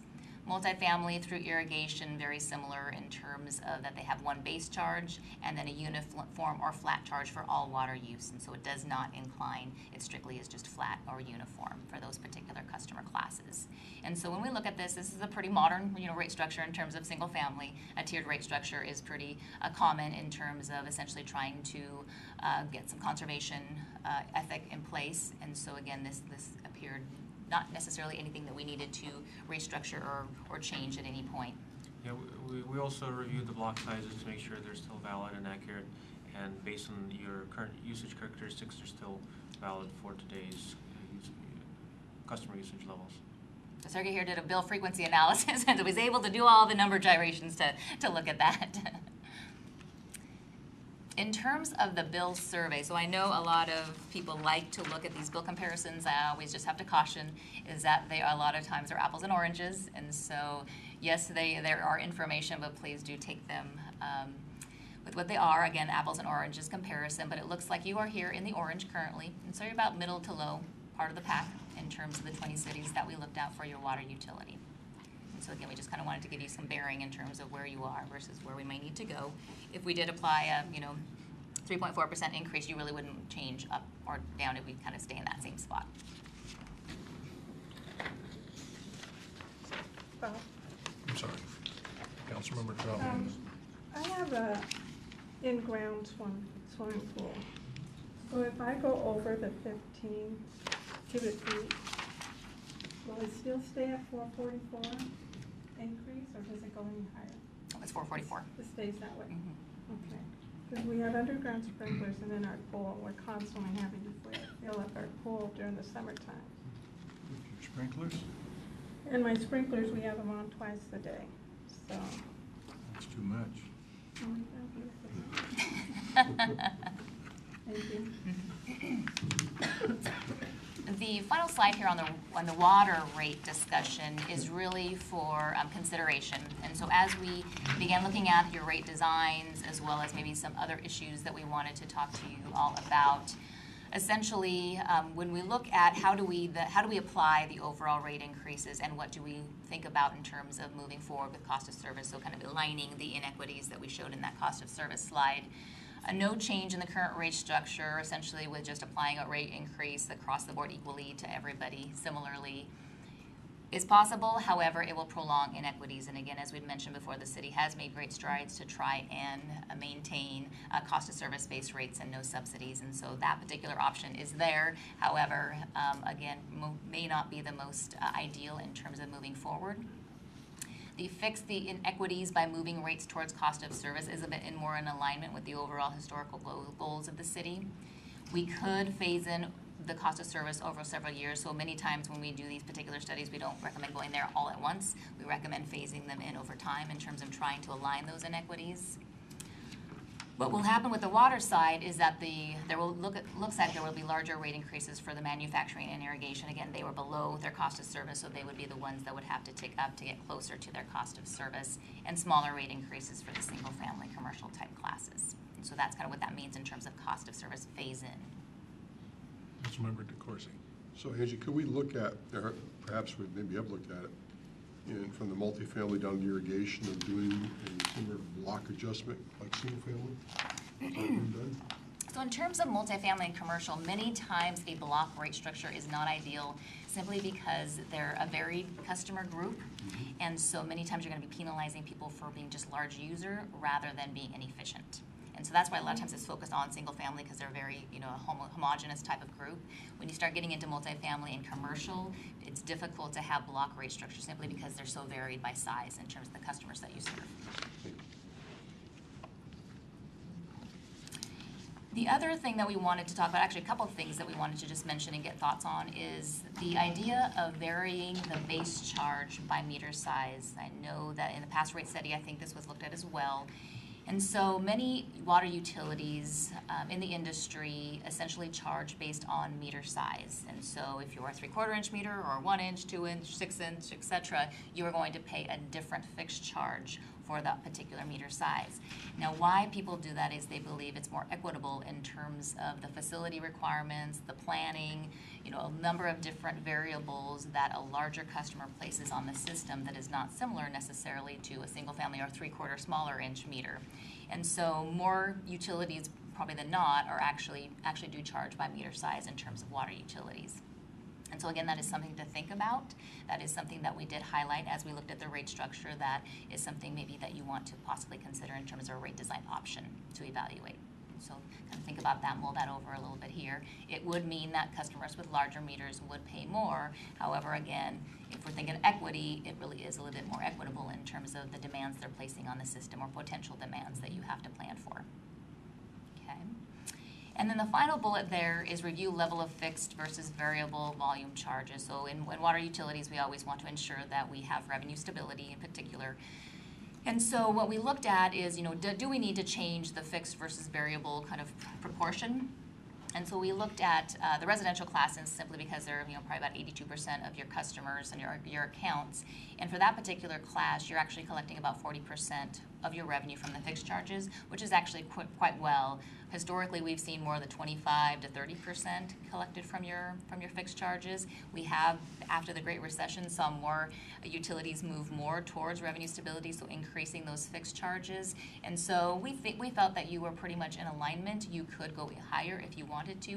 However, you know, I think you stayed fairly stable from your last rate study, and so we did not necessarily feel a need, unless requested, to move that revenue stability any higher for the fixed charges.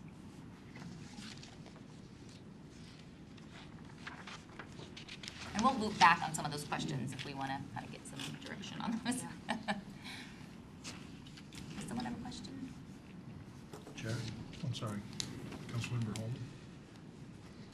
Shelley, about 6 years ago, we ran into a problem where we hadn't been setting aside money for renewal and replacement. We got behind and we had to do a massive, almost 50% rate increase. You mentioned it in one of the earlier slides, the R&R rate, but I haven't seen any specific breakout of it. I really don't want to get into that case again. Okay. We have been doing very well with our annual repair and replacement recovery, in that we've been what's called covering depreciation. Okay. So the rates that we have been charging have been covering the annual depreciation. So that's the first step, whereas before, we weren't covering depreciation. We're beginning to show losses, but we're covering depreciation. And what Angie is discussing about where we want to increase is for our capital. We will maybe want to increase our rate to cover for future, even more so for our future. Because what we're covering our depreciation, that is what's already in the ground. And some of this construction is going to do other improvements, not just for the system, but not necessarily just replace the pipe in the ground or maintain the pump stations, and my lack of knowledge of all the trinkets that go along with running the water system. But we are covering our depreciation now, but we need to get a little bit more, as Angie's talking about now, for our capital needs. And water is the fund or the utility that's going to have the biggest capital needs in the future, or through the rates anyway. Yeah, so we really have tried to take a really good look at the capital plan, and, you know, again, as much as we could, what are your overall future needs, and how can we, again, be a bit more diligent in terms of budgeting a fixed amount so that we have available funds in order to cover those particular capital projects. I'd rather see us at a steady inflationary rate than all of a sudden be hit with a 50% increase because we have to somehow pay for needed repair to infrastructure. They were 5%, I think 6% rate increases for a few years there. They were substantial, but we had to do that to get caught up. Yep. And now, as you can see, 3.4%, that's your cost of living index for operations and for capital. Absolutely, but in efforts, because we all want our clients, our citizens, to pay the least amount of money they can for this necessary utility, I don't want us to ever lose sight that we have to keep R&R in mind, and that there is an inflationary rate. That's just the cost. And when we cover our depreciation, we're covering the cost of when those facilities were put into service. Future cost of repair and replacement, yeah, will be more. So moving on to the sewer utility, and again, we'll loop back on some of those rate design considerations. So the revenue requirement in terms of the capital component for the sewer utility is lower than the water. So here we're looking at about $10.5 million for the sewer utility, with a little bit more back weighting on the 2021 to 2022 time period. And when we put those particular capital costs alongside the overall O&M, what we can see again is your O&M at the very bottom of the stack there. The big green is actually the King County Metro charges that we have, and so that's about 68 to 69% of the overall cost of this particular utility. And so as you can see there, that takes up the majority over your overall obligations, followed by some existing debt service and capital funding. Now, there is not an anticipated new debt service requirement on the sewer utilities, so we are assuming that existing fund balances as well as overall rate adjustments that would be required would fund the overall capital needs and operating and maintenance costs in the utility, so no new debt is anticipated. What that means, however, again, there is a slide, this is kind of the scale here is a little deceiving, is there is a bit of a deficiency, and so we're looking at about 2.4% per year increases on the sewer side of things. Okay, so a little bit lower than the water side, but 2.4%. And again, we are looking at putting aside some funds for that renewal and replacement in terms of the sewer utility. Should we clarify that that's for the city portion of the sewer cost, and King County Metro is a different animal? And we have no control over what King County Metro does with their rates. That's right, and that's again 68 to 69% of those costs that we have for this utility. In terms of the sewer cost of service results, so the same approach here. Again, we're looking at the 100% solid line being at cost of service. And so for the single family class, it does appear that they are over their cost of service in terms of the sewer rates. And then the non-single family customers are below their cost of service. So again, some adjustments or recalibration looks like it may be warranted between the classes.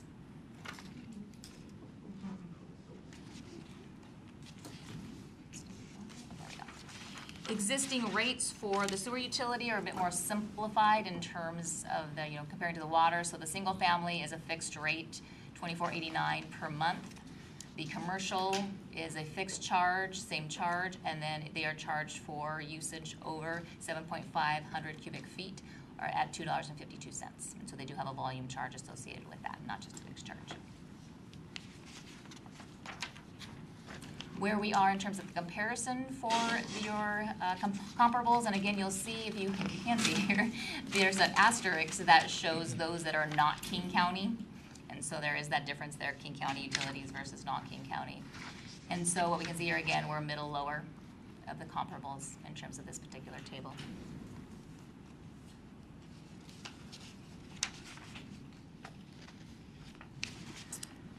When it comes to the sewer rate design considerations, again, it did show that there were some inequities that potentially need to be looked at, resolved, rebalanced, or recalibrated. Again, moving forward and across the board would prolong those particular inequities. But if we wanted to move forward with trying to, again, align more towards the cost of service, again, we can do that over a phased period over time. So again, not trying to get there all at once. It would be a slow phase in terms of trying to get there. Again, recalibrating how much progress did we make, and then kind of keep on ticking our way until we get to a equitable point there. What that would mean, though, is that the smaller rate increases for single-family residential. So you saw right now they're over. This class needs to increase, and so essentially these could potentially likely stay, fairly stable in terms of this other class catching up to their cost of service over time. Where does, if I may ask a question, where does the multifamily and industrial? They're the non-single family. They're the non-single family. Thank you. Okay, and finally the stormwater utility. So a very similar format for our discussion here. The capital component for the stormwater is $9.2 million, so this is the lowest of the three utilities. And again, a little bit 2021-22 probably sees a little bit higher costs than the front end there. When we look at the overall annual obligations for the 4-year time period that we're looking at, again, we have our O&M costs, we have our existing debt service, fairly stable, and then our rate-funded system reinvestment, again, that component for our renewals and replacements. And so the solid line being where we are currently collecting our revenue, and the dashed line is where we need to be. And so the gap here, essentially being able to meet that, would require about a 1.7% increase per year for this particular utility.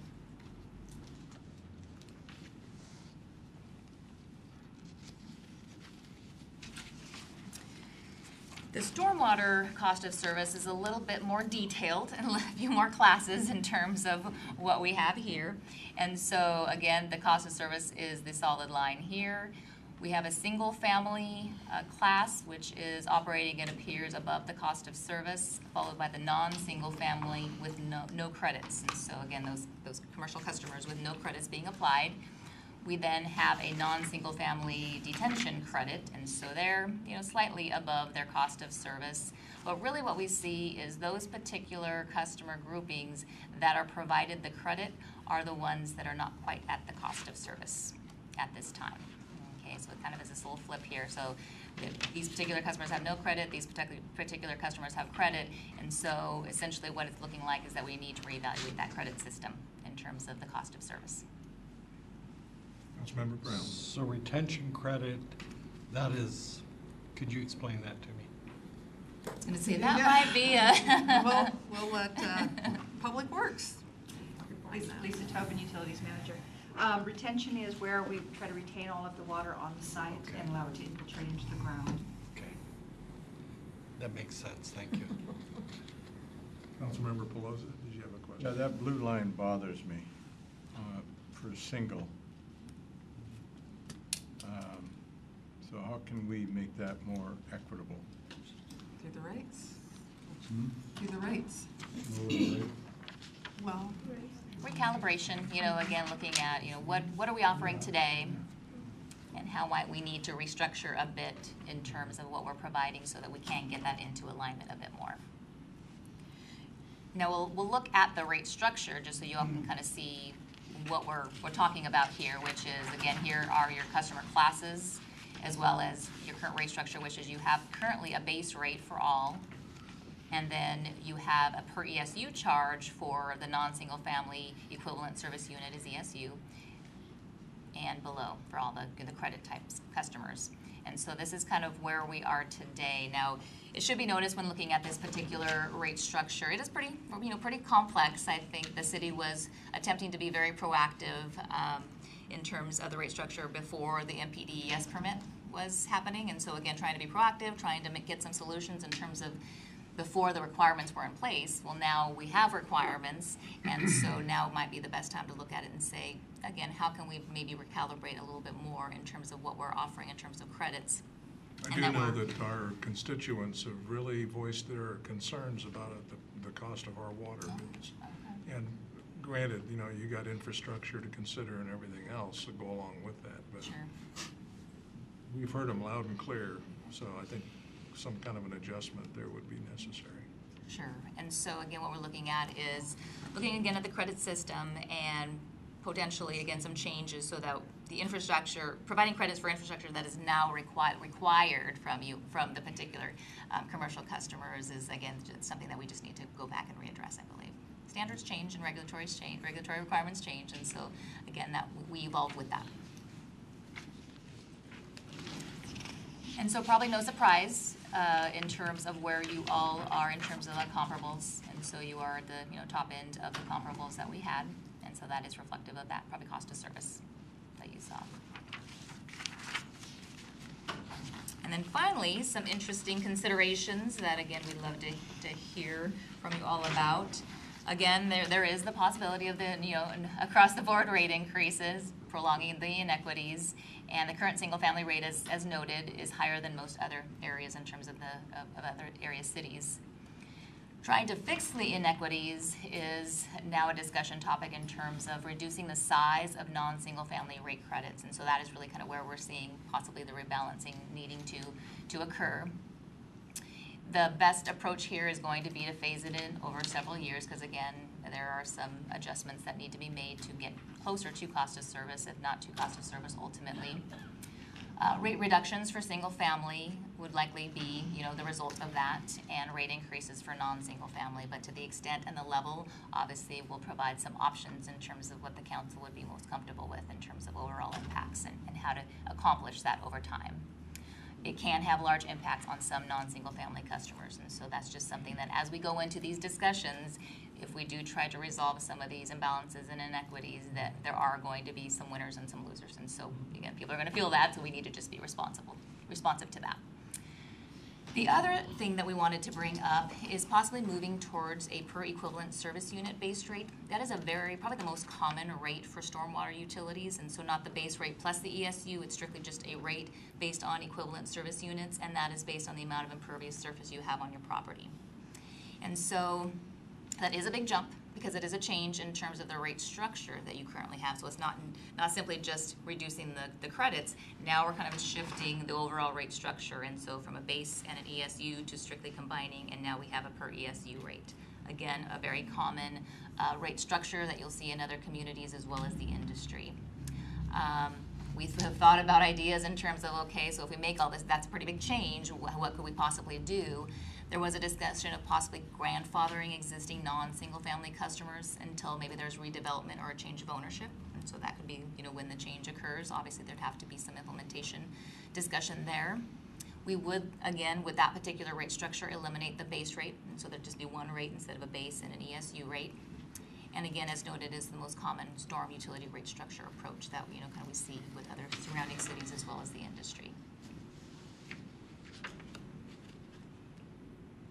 Councilmember Holman. This is a matter that my colleague, Mr. Pelosa, has brought forth several times to us. By going to an ESU-based rate, we could start incentivizing the use of permeable concrete driveways, paver stone driveways. It might, from an ecological standpoint, be healthy for us as a community.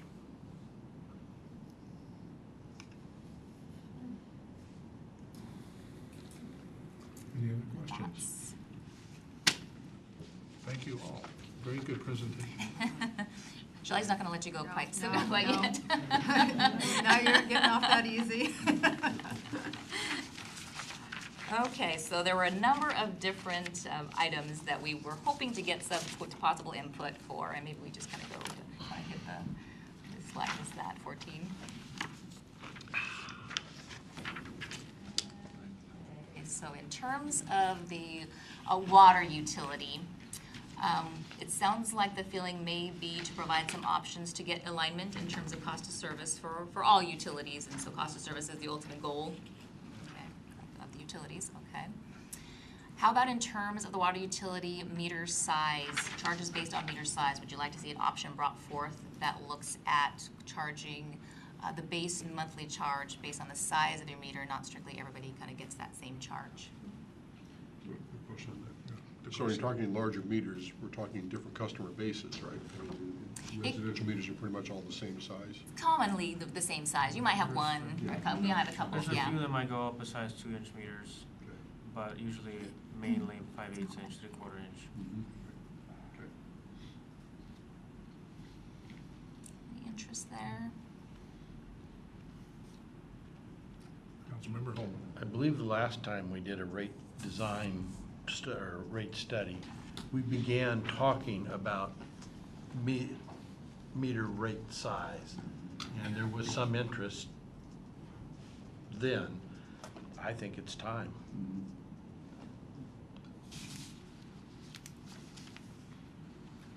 I did on my note, I said that I would be up to looking into the sizing, looking into it. Excellent. So we can bring you back some options on that. Sounds like enough consensus there. Okay. And then how about any change in the fixed versus variable? So more on that fixed charge. So again, the option with meter sizes could potentially help with that as well. So again, if we charge a little bit more for the larger meters, we might be collecting more on that base charge. We can design it that way. Any other need, anything that you've been hearing, revenue stability issues that you have concerns about that you would want to try to increase that a little bit more than maybe where you have been historically?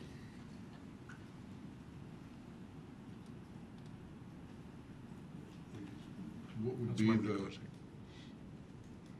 we look at variable volume charges versus a fixed rate? So I guess, Shelley, what is the impact on the city for monitoring? We're all pretty much, with our new system, we pretty much know what our usages are. Yes, we do. Does it have any big impact, plus or minus, maybe minus, on the residential customers, or how does this equitably work itself out? Probably not so much on the residential customers, and Angie, you can kick in here, but it's gonna be more towards the commercial customers because they're the ones with the larger meter sizes and generally the higher rate for the larger meter size. Most of the customers are what, 5/8 or 3/4 or something like that. So, that would probably be the lowest meter cost in meter size. And then right now we have the variable rate. Mhm. There's a term for that. That's right, tiered rate. Tiered rate, yes. So, that's where the impact would be, more towards probably your manufacturing, irrigation, the larger, or maybe some of the larger meters. Irrigation meters generally aren't a larger meter, depending on the size of what you're irrigating. And again, based on what we had looked at, it looked like you were sustaining, fairly stable in terms of historically, you haven't lost ground, or necessarily gained ground, you were just kind of staying fairly stable. And so not necessarily a concern that has been, brought to our attention. It was strictly just to give you the opportunity that if you did want to see something different, we could bring something back to you. What about the infrastructure going to a larger meter? How is that going to affect the overall cost? Well, we'll design the overall meter charges and really the ultimate rate based more on the cost of service. So we'll, if you have a larger meter, you are going to have higher allocated costs based on that, higher demand. But in terms of how we design the rates, it doesn't necessarily mean that we would, try to load everything on the fixed charge necessarily in the volume. Advantages for a larger meter? Well, so your customers already currently have larger meters, is that they're just paying the same as a smaller meter? We just want to make sure that they're paying their proportionate and equitable share. So what we're proposing, looking into, is just charging them a little bit more because they have more capacity available to them. They have a bigger meter, bigger maintenance costs associated with that meter. So it's just more aligning costs with what they're actually paying today. It's not, other costs are not going to change for the city. I think I have a larger meter. And the biggest differential... My costs are higher, I know. Your irrigation. Well, yeah. But I don't use my sprinkling system to fill up my pool. Isn't that what you said you did? Oh, I misunderstood. Okay. Any other questions on the water? Okay. And then sewer, again, I think really the main issue there was just getting it in alignment. So we kind of talked about, cost of service, let's try to get that rebalanced a little bit. So that one was fairly easy. Stormwater, again, very similar. Let's try to bring that alignment in terms of the credits and how we might be able to start addressing those particular credits and getting them right-sized, I think is appropriate. How about the move towards a per equivalent service unit rate? So kind of changing the rate structure. It sounded like there might have been some interest for that in terms of one equivalent service unit rate. I'm sorry. I would be very interested in us moving towards a ESU rate. Yeah. You agree with that? Sounds like that's a consensus. Okay. So I think we may have got through the presentation for you all. So will you, Councilmember Trout Manuel. you'll have plenty of time to put all that together and bring this to us at the next meeting? Well, essentially, what we have targeted is on this particular slide is that we wanted to again get your feedback, show you the preliminary results, but we would come back with rate designs for consideration in a June meeting. And then hopefully you'll have some time to again absorb, have discussions, and think about a council review and possibly adoption in August, September timeframe. Again, you may need additional time to think about that. But ideally, the proposed rates would hopefully go into effect January 1st of 2019 is the overall goal. And so from now, in terms of that particular point, is kind of what we're working towards. Okay. Thank you very much for your time. If you have no other questions, we can. Thank you, and I'll repeat, you did a great job. Great, thank you. Appreciate it.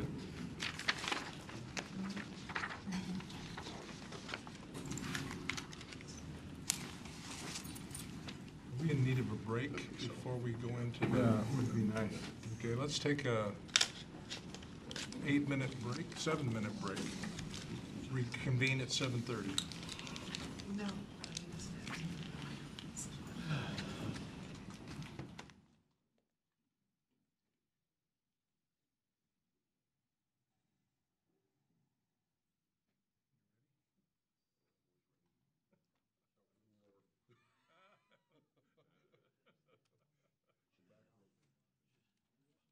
All line up like monkeys, scratch each other's back. Everything hurts. Don't ask.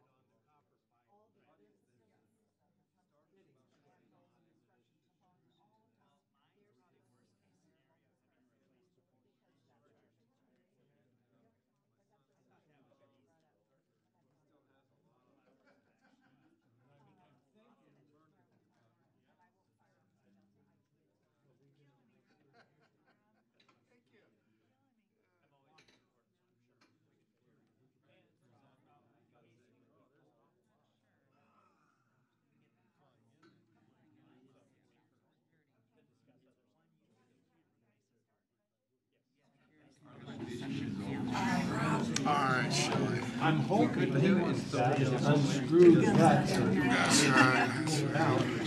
down low and it would require me to Never had it. Well, mine, That was a good discussion, huh? Okay, what was the name again? J&K. Okay, everybody, can we reconvene? Those are decisions that were made So we are going to be. Bass, lead guitar, 20 years ago. keyboard. Okay, we'll call it back to order here, and we're going to turn the meeting over to the focus area chair, Councilmember DeCoursey here for the Public Works and Community Development discussion items. Thank you, Deputy Mayor. First on our agenda is the private service line warranty program, Ingrid and Company. She brought us all up. I made everybody come up to this time. So this is follow-up to the last discussion where you guys had the vendor here talking about the service line warranty program and their program through the National League of Cities. So first thing we want to do is just kind of summarize kind of what those previous discussions were. So back in July of 2017, the staff did a presentation with the council and walked through some of the concerns and issues with the program and what the program actually does. And then in late fall, winter of 2017, we actually sent some information out to all the council members about the use of the city logos on USP's information and determined that USP required that logo in their marketing materials in order for us to enter into an agreement with them.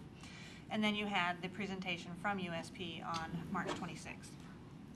So at that March 26th meeting, there were some questions, outstanding questions from the council that we had them come back and give us answers for, and that's why I have Lisa up here because she's been handling that communication. So do you want to go through those? Sure.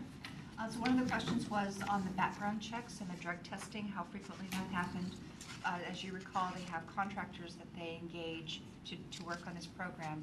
And so when they engage those contractors, the testing is performed on their employees at that time and also every 2 years after that to make sure that we have people representing the program that are appropriate and safe.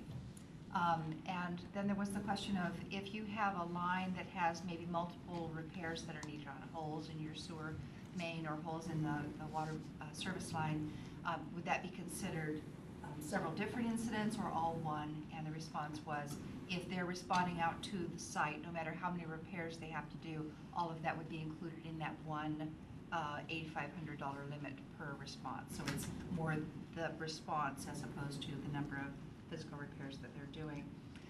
If the contractor were to migrate whatever the problem is out into our public main or out into the side sewer portion that the city's responsible for out in the street, like pushing a blockage out into there, then the program would include that as part of the side sewer repair because they had moved it into our system as opposed to it being a problem in the portion of the side sewer that we're responsible for. The one caveat I would have to that is a lot of times we do not know where the blockage is at the time of the repair because we can't necessarily shoot a camera down the lateral line at this point in time. So while they say no, the reality is we may still get a claim that emanates out of that based upon the specific facts when they uncover it. So it's hard to just have a universal no when it comes to that type of a scenario. I'm sorry, it's me. It's you.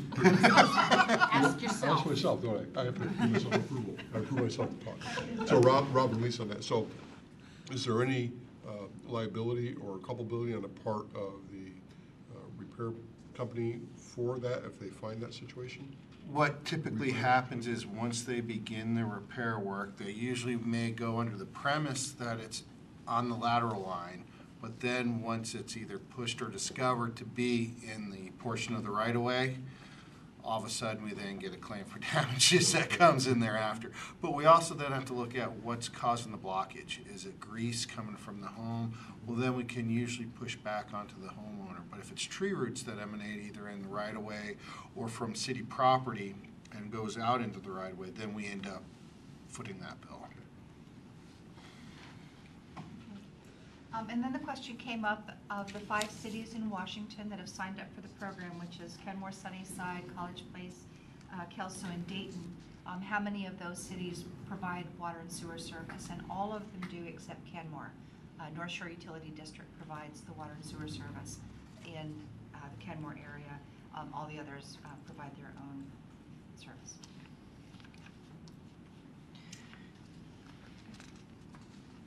And so I followed up with each of those 5 cities to ask them, so how is the program going for them? Kenmore was the first one to sign up, and College Place and Dayton are the 2 most recent one. In fact, they're so recent that they haven't really implemented anything yet, so they've just entered into the contract. We really don't have any information. But I did get some interesting and fairly consistent feedback from the 3 utilities who have implemented it. And the biggest one is that the customers are really confused by the information that they're receiving. They're concerned that it might be a fraud or some kind of scam. There have been a lot of calls to a lot of different city departments wondering, what do I do with this? It doesn't just come into the utility billing center, but to all different kinds of departments. There have been accusations that this is inappropriate for a city to be engaging in this kind of support of a private company. In fact, there has been a complaint filed with the state office of the insurance commissioner, and that is as of yet unresolved. So that's taking staff time to work through that issue. The mailing lists appear to be pretty problematic. If the city didn't provide the mailing list, and in some cases the cities did not, they seem to be full of a lot of errors, which is causing even more confusion. My neighbor got one, I didn't. I've received one as a tenant, but I'm not the property owner. What do I do? So again, a lot of confusion. Some of the cities have revoked that permission to not have another mailing until these kinds of difficulties get resolved, but other mailings have gone out anyway. And in one case, one of the cities has revoked the permission to use its logo and name, and that issue is still being worked on to figure out. So is the program just ending? And we don't have any information at this time because, again, USP and the city are. Councilmember Trumano. Why are they revoking to use their logo? They haven't been happy with the way that the program is working for their city. The mailing and everything? The dozens of complaints that they've gotten, the filing with the insurance commissioner, the errors in the mailing lists is just causing more confusion than it seems to be worth for them. And so they would like to opt out. Okay, so when we came and we talked with the council back in 2017, the staff had some concerns with the program. And based upon the information from the vendor and the presentation and the research that we've done, those concerns really haven't changed. So those concerns still exist. The use of the city logo, that's required by USP for the program. We have no control over it. It provides confusion to the customers, so we still have that concern. Also, confusion as to whether this is a city-endorsed program or if this is something that the city is promoting or involved with in any way. We do not want to provide the customer contact information, and I don't know, Shannon, if you want to talk about that one. Well, to provide, we have enough trouble getting emails out of the customers so we can contact them because they're afraid that we're going to sell it or do something with it. You know how it is, give your email out. And if we did something like that and allowed them to have our customer list, we don't have to provide through public records that information or public records if it's for a commercial purpose. But if we do this for this insurance company, then we have no claim to not do it for any other company that wishes to use our customer database for commercial purposes. And I think that might make our customers angry. Councilmember Pelosi. What do you mean insurance company? Yeah, they're not an insurance company. No. They do warranty work, and that's a little bit of a confusion. So I understand that some people think this as a insurance program for the residents. It's not. They're just warrantying the line. It's kind of a technicality. It's kind of like a collision damage waiver when you rent a car. They're not renting you insurance because they're not licensed to sell insurance, and that's why they do it with a waiver. This warranty program. Yes. So my concern is that, and I'm glad to see your staff recommendation, at least from my level, but my concern is that see 5 cities out of 281 in Washington that are signed up for this. It's not a very good percentage, no matter how long the program's been around, I guess, but it does give me a good feeling that it's, for me, the right direction to go in. Correct, and we also feel like you heard some of the complaints from the other cities, increased staff time for dealing with the customer concerns, complaints, and calls from their confusion and/or their issues with the program. Potential increase for claims against us, again, because of that confusion as to what is our involvement with that program. And then in doing some of our research, we also found that there's over 50 programs like this within Washington State. So how do we promote and endorse one over the other 49 or 53, whatever it is? So given all of that, and I think you have all of us up here because we wanted to make sure it was a strong message that we really don't support implementation of this program in the way that it's currently set up. And to me, the biggest potential is the reputation risk. Say Where we what? put the reputation risk, where we put our City of Auburn logo on there, and a consumer may feel like we're supporting that, and they're purchasing something with the backing or support of it, and then at the end product may be a disappointment. And once you erode that, you're not going to get it back. So. Any other questions from council? Any consensus? I- Okay, let's start with Troutman I first. just have one that I have to agree that I did get several phone calls from people saying they didn't want their information being given out. That they're happy with the way things are and they didn't want the city to do that, so. Now hearing what the complaints are here and your guys' recommendation, it's given me another way to think. Councilmember Brown, then Councilmember Pelosi. Yeah, I would just say that I appreciate what you said about the reputation. I mean, in the Machinists Union, we jealously guard our logo. We do not allow others to use it in any way. I just think we have to do the same thing. Well, when I was approached by this warranty company through National League of Cities, my objective was to get it before the council, to the staff, so that it could be vetted. And so it has been done, and I feel that there are too many what-ifs and negatives. So you guys did a good job of reviewing it. I want to thank you. Oh, Councilmember Holman, sorry. Would you be willing to share the contact information for the 50 private warranty programs that exist and are approved by Washington State? The information on those 50 programs was provided by another utility. I didn't have that list, but they just offered that there were those numerous programs, and that's why they were not supportive of endorsing a particular company. So that might be useful information to those of us that are looking for a warranty program. Sure. Councilmember Pelosi. I mentioned this before. I'm using ARP right now, and we have, and it's a monthly charge, and our house was built in 1968.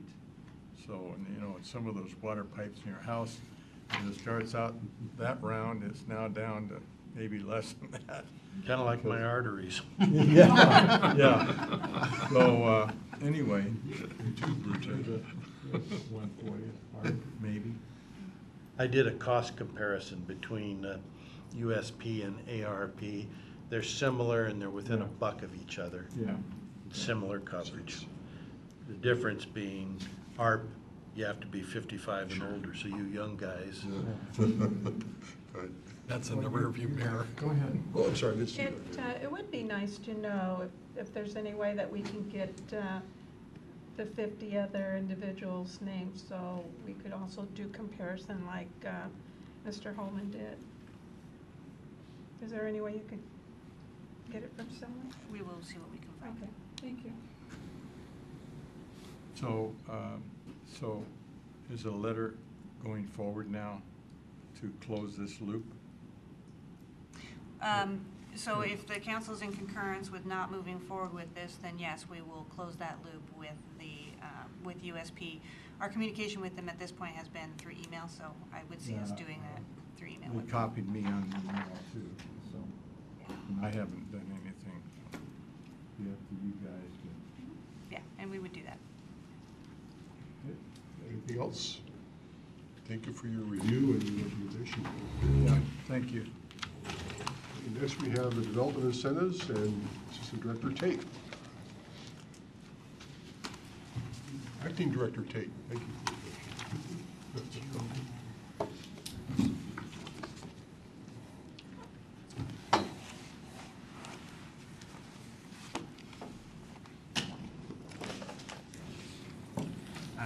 Good evening, Council, Deputy Mayor, Jeff Tate, Assistant Director of Community Development Services. The first item, first of two items I'll present on this evening is development incentives. And you may recall going back to probably October or so of 2017, a matter was brought forward to Council regarding the environmental park zoning designation. And ultimately, the request or the Planning Commission's recommendation, followed by City Council's adoption of an ordinance to change the environmental park zoning district over to light manufacturing. Through the course of that conversation, Council, and in particular former Council Member Wagner, had suggested that it would be a good idea to bring up the issue of development incentives. And the reason being was the environmental park district had originally been conceived as being a zoning designation that would offer certain types of development incentives that never came to fruition. So the conversation that during that period of time was, what about talking about development incentives? What kind of incentives we already offer? What do other municipalities offer? You know, what are the options? Not just within a zoning designation, but citywide. So the purpose of this memo is probably more to initiate a conversation. Probably doesn't end this evening. Probably starts a conversation. And in the memorandum that has been transmitted to Council, does a couple things. First, going backwards from the end of the memo, there's a graph in there or a matrix in there that outlines a variety of different types of incentives that Auburn currently offers. And then it goes through and looks at some other municipalities and shows what some of our neighbors offer as well. So we could certainly hone in on that to talk about what any of those different programs are. But I think just in terms of a simple look at, you know, counting up the number of yeses or checks within that graph, you'll see that Auburn actually offers a larger array of incentives than some of our neighboring cities. But we can talk about any one of those in particular. But I think that one of the things that I thought that I'd use the opportunity for is really just to talk about focus of incentivizing development, business activity, or other types of needs and wants within the community. And really to start a discussion on what is the best way to structure an incentive package, and how do you be intentional about the outcomes and objectives that you would incentivize. And as the memo indicates, there's different ways to do that. So you can look at what do we want? Is there a particular social need or a community asset that we're seeking? Or is there a location within the city that is important to incentivize other locations? So it can be a geographic specific, downtown versus non-downtown areas. So it's certainly okay to look at it from that perspective as well. On page 35 of 48, I do outline really a series of starting comments and questions to initiate some discussion. So I'll just read these off real quick. Incentives should be focused on development activity and business activity that the city believes has the greatest long-term sustainable impact on the community over activities that are shorter term. Incentives should be tied directly to an outcome that the city desires to achieve. Desired outcomes in one part of the city may be different than in other parts of the city. They don't always have to be in the form of financial contributions or reductions. So it doesn't always have to be in the world of fee reductions. There are other ways to look at land and incentivize land so that a developer or business owner or property owner can get greater yield out of the property and realize financial benefit that way. Something that came up, or I brought up at our city council retreat, commercial land is a commodity. It's a very limited commodity. In fact, I'm going to show a slide or two that illustrates this a little bit more. But when we have conversations about revenue streams, and how to create longer-term sustainable revenue sources for the city, commercial land is an opportunity to look at that. And then due to the property tax structure in Washington State, it's difficult, if not impossible, for single-family residential over the long term to pay for itself.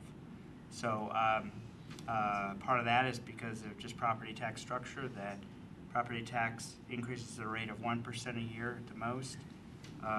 And our costs collectively, not just city, but really every industry, you can assume, about 3% cost increase over time. So that gap, if you look at that trend line between single-family residential cost of providing service versus revenue that's collected, that gap widens over time.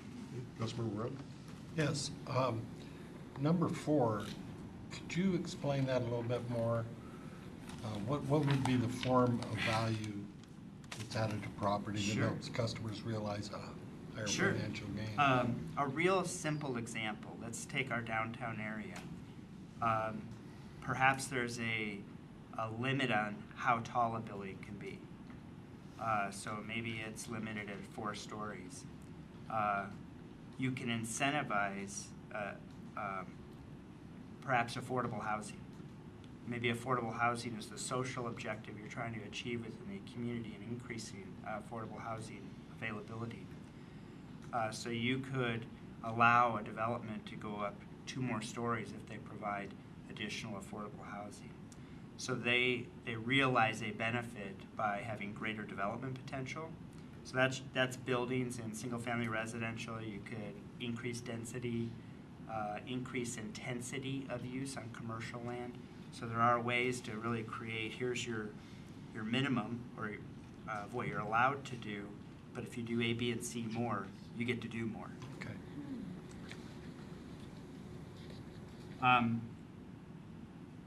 So I'm going to bring up a couple slides here. Just 3 slides to go through real quick. So first of all, just going back to emphasize a couple points. Are incentives filling a societal need or priority? So again, affordable housing, low-income housing, diversity objectives, sustainable development practices. Those are objectives. Those are community-wide objectives that can be achieved in really any part of the city, any zoning designation, anywhere within the city. Is it establishing a community asset, some kind of open space goal or community space like in downtown gathering spaces? Again, those are objectives that can be achieved citywide and within all zoning designations. And then to the revenue, long-term revenue sources. Does something generate sales tax revenue? Does something generate or promote family wage jobs? And that's really where you start looking at, are you intentional within certain zoning designations of how you incentivize activity within those areas? And this is an area, if you do look at revenue streams as being a priority, the commercial and industrial zoning designations within the city offer an opportunity for that kind of incentive that achieves that kind of outcome. So on that point, and again, this is hearkening back to some comments during the council retreat, if you look at the city's zoning map, you see all those colors there, 75% of the city is zoned residential, institutional, or parks, which tend to be net loss land use designations in terms of revenue that can be generated. Commercial and industrial comprises about 25% of the city, so that's where your opportunity is. When you look at this map, The blue and the red, if your eyes get drawn to blue and red, that's your industrial and commercial land base. When I mention that 25% of the city, that there's that opportunity, it's the blue and the red. If you add up all the acres within the city, we're a city of about 20,000 acres. There's about 5,000 acres that are zoned industrial and commercial. Of that 25%, it does not account for development constraints. So if you add wetlands into the picture and you add floodplains into the picture, you start chipping away at that 25%. And here's kind of a zoom in. It's intended to not show streets or anything like that, so that it's as anonymous as possible, but it's a blue area of the city. When you add the wetland layer and you add the floodplain layer, you start seeing that it does chip away at what that opportunity is. So without doing formal analysis, this is more eyeballing, you're really down to about 20% of the land area of the city where you have the opportunity to make up a revenue loss that you experience out in the other areas of the city, the residential and the park areas and open space areas, things of that nature. Of course, it's not a way to try to pick on residential. Residential is essential fabric to our community, but it's a way of looking at commercial and residential and how they balance each other out and support each other. So, you go back to that zoning map.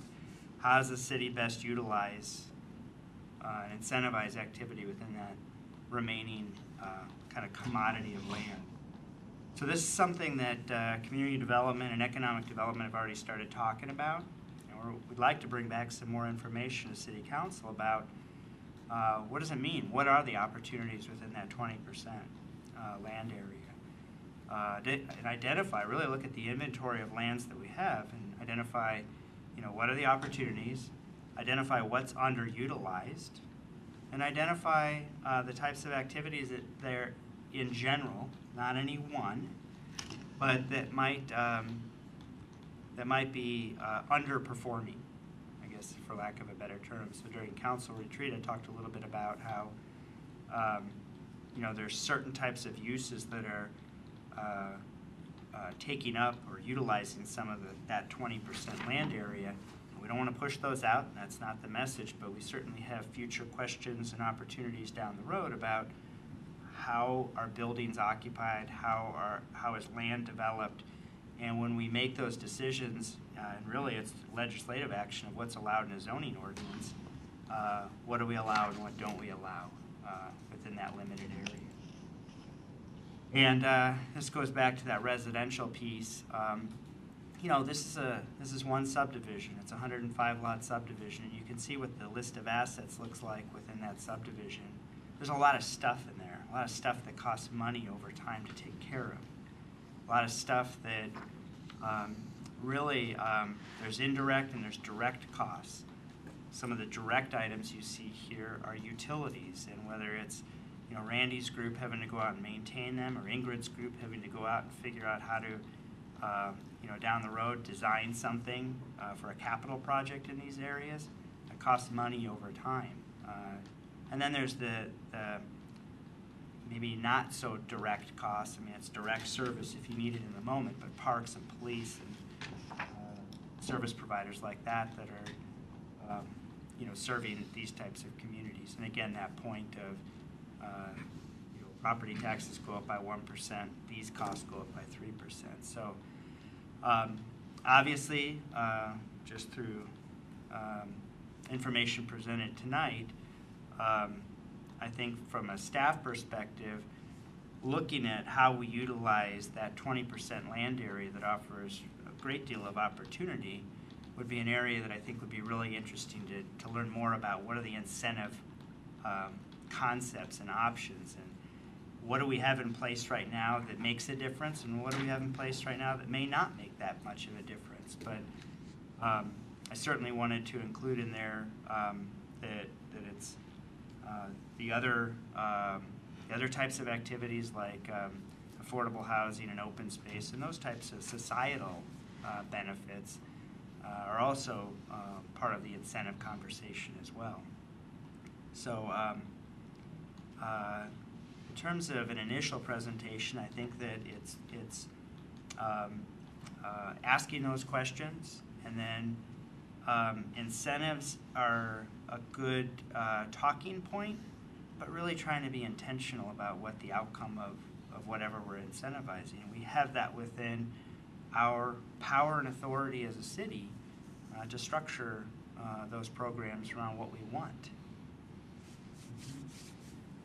Well, I really appreciate the presentation, Jeff. And the first thing that struck me was looking at your list of incentives that the city offers compared to other local jurisdictions. It was impressive, seeing what we already have to offer and what we do. It's interesting when you bring up the 20%, because I think that is, to me personally, that is such a tremendous opportunity to make up the void and the gap where we need to go. And as I was looking at this, I always harken myself back to my upbringing and where I grew up in upstate New York. And I was recently reading about a manufacturing facility for leather finishing, leather canning, which I was involved in the industry for a number of years. That is one of the few survivors left in the community, where for many, many years, the manufacturing, basically the tanning mills, the leather mills and manufacturing facilities were located all in the residential areas, because that's how it was done then. You basically just walk to work. Okay? Today, those are pretty much all gone because you don't do that anymore. And we kind of have those, we have segmented areas where we have that opportunity to look at our future growth, our development, or redevelopment within those 20% areas. I thought that was just a great way of looking at it, of saying we have an opportunity now to look at doing something significant for 10, 20, 30 years down the road for the city and keep it going. And unless something significantly changes within our property tax structure, we're not going to see that improve anytime soon, which more than likely is not going to change a whole lot even during the next legislative session. We're talking about doing some modification to it. The other thing I had, just to start the opening up here, is when I looked at the incentives, like on page 36, at the top in the green, the multifamily property tax exemption program. So an 8-year exemption for market rate and a 12-year exemption for affordable housing. How was the 8-year and the 12-year established? It's in state law. It's in state, it is. I've kind of figured that, okay. So the other thing is looking at the term of affordable housing. We talk about this a lot. The definition, what is affordable housing? And it could be that way, but it has to be someone at the meeting bringing forward who should chair the meeting, and then a vote of, or an agreement of who should chair the meeting. So we'd have to wait until that meeting to do that, determine that? Do you have to, Dan? That's what Robert's Rules of Order provides. Do you have to, Robert's Rules of Order does include some flexibility, but if you asked me, how would Robert's Rules of Order fill the question of who is the chair when you don't have the chair there, and that's how you do it. But if you wanted to come up with something different, it doesn't mean you can't do that either. Well, I don't know if I have my agenda here for that particular meeting. Let's see what this one says.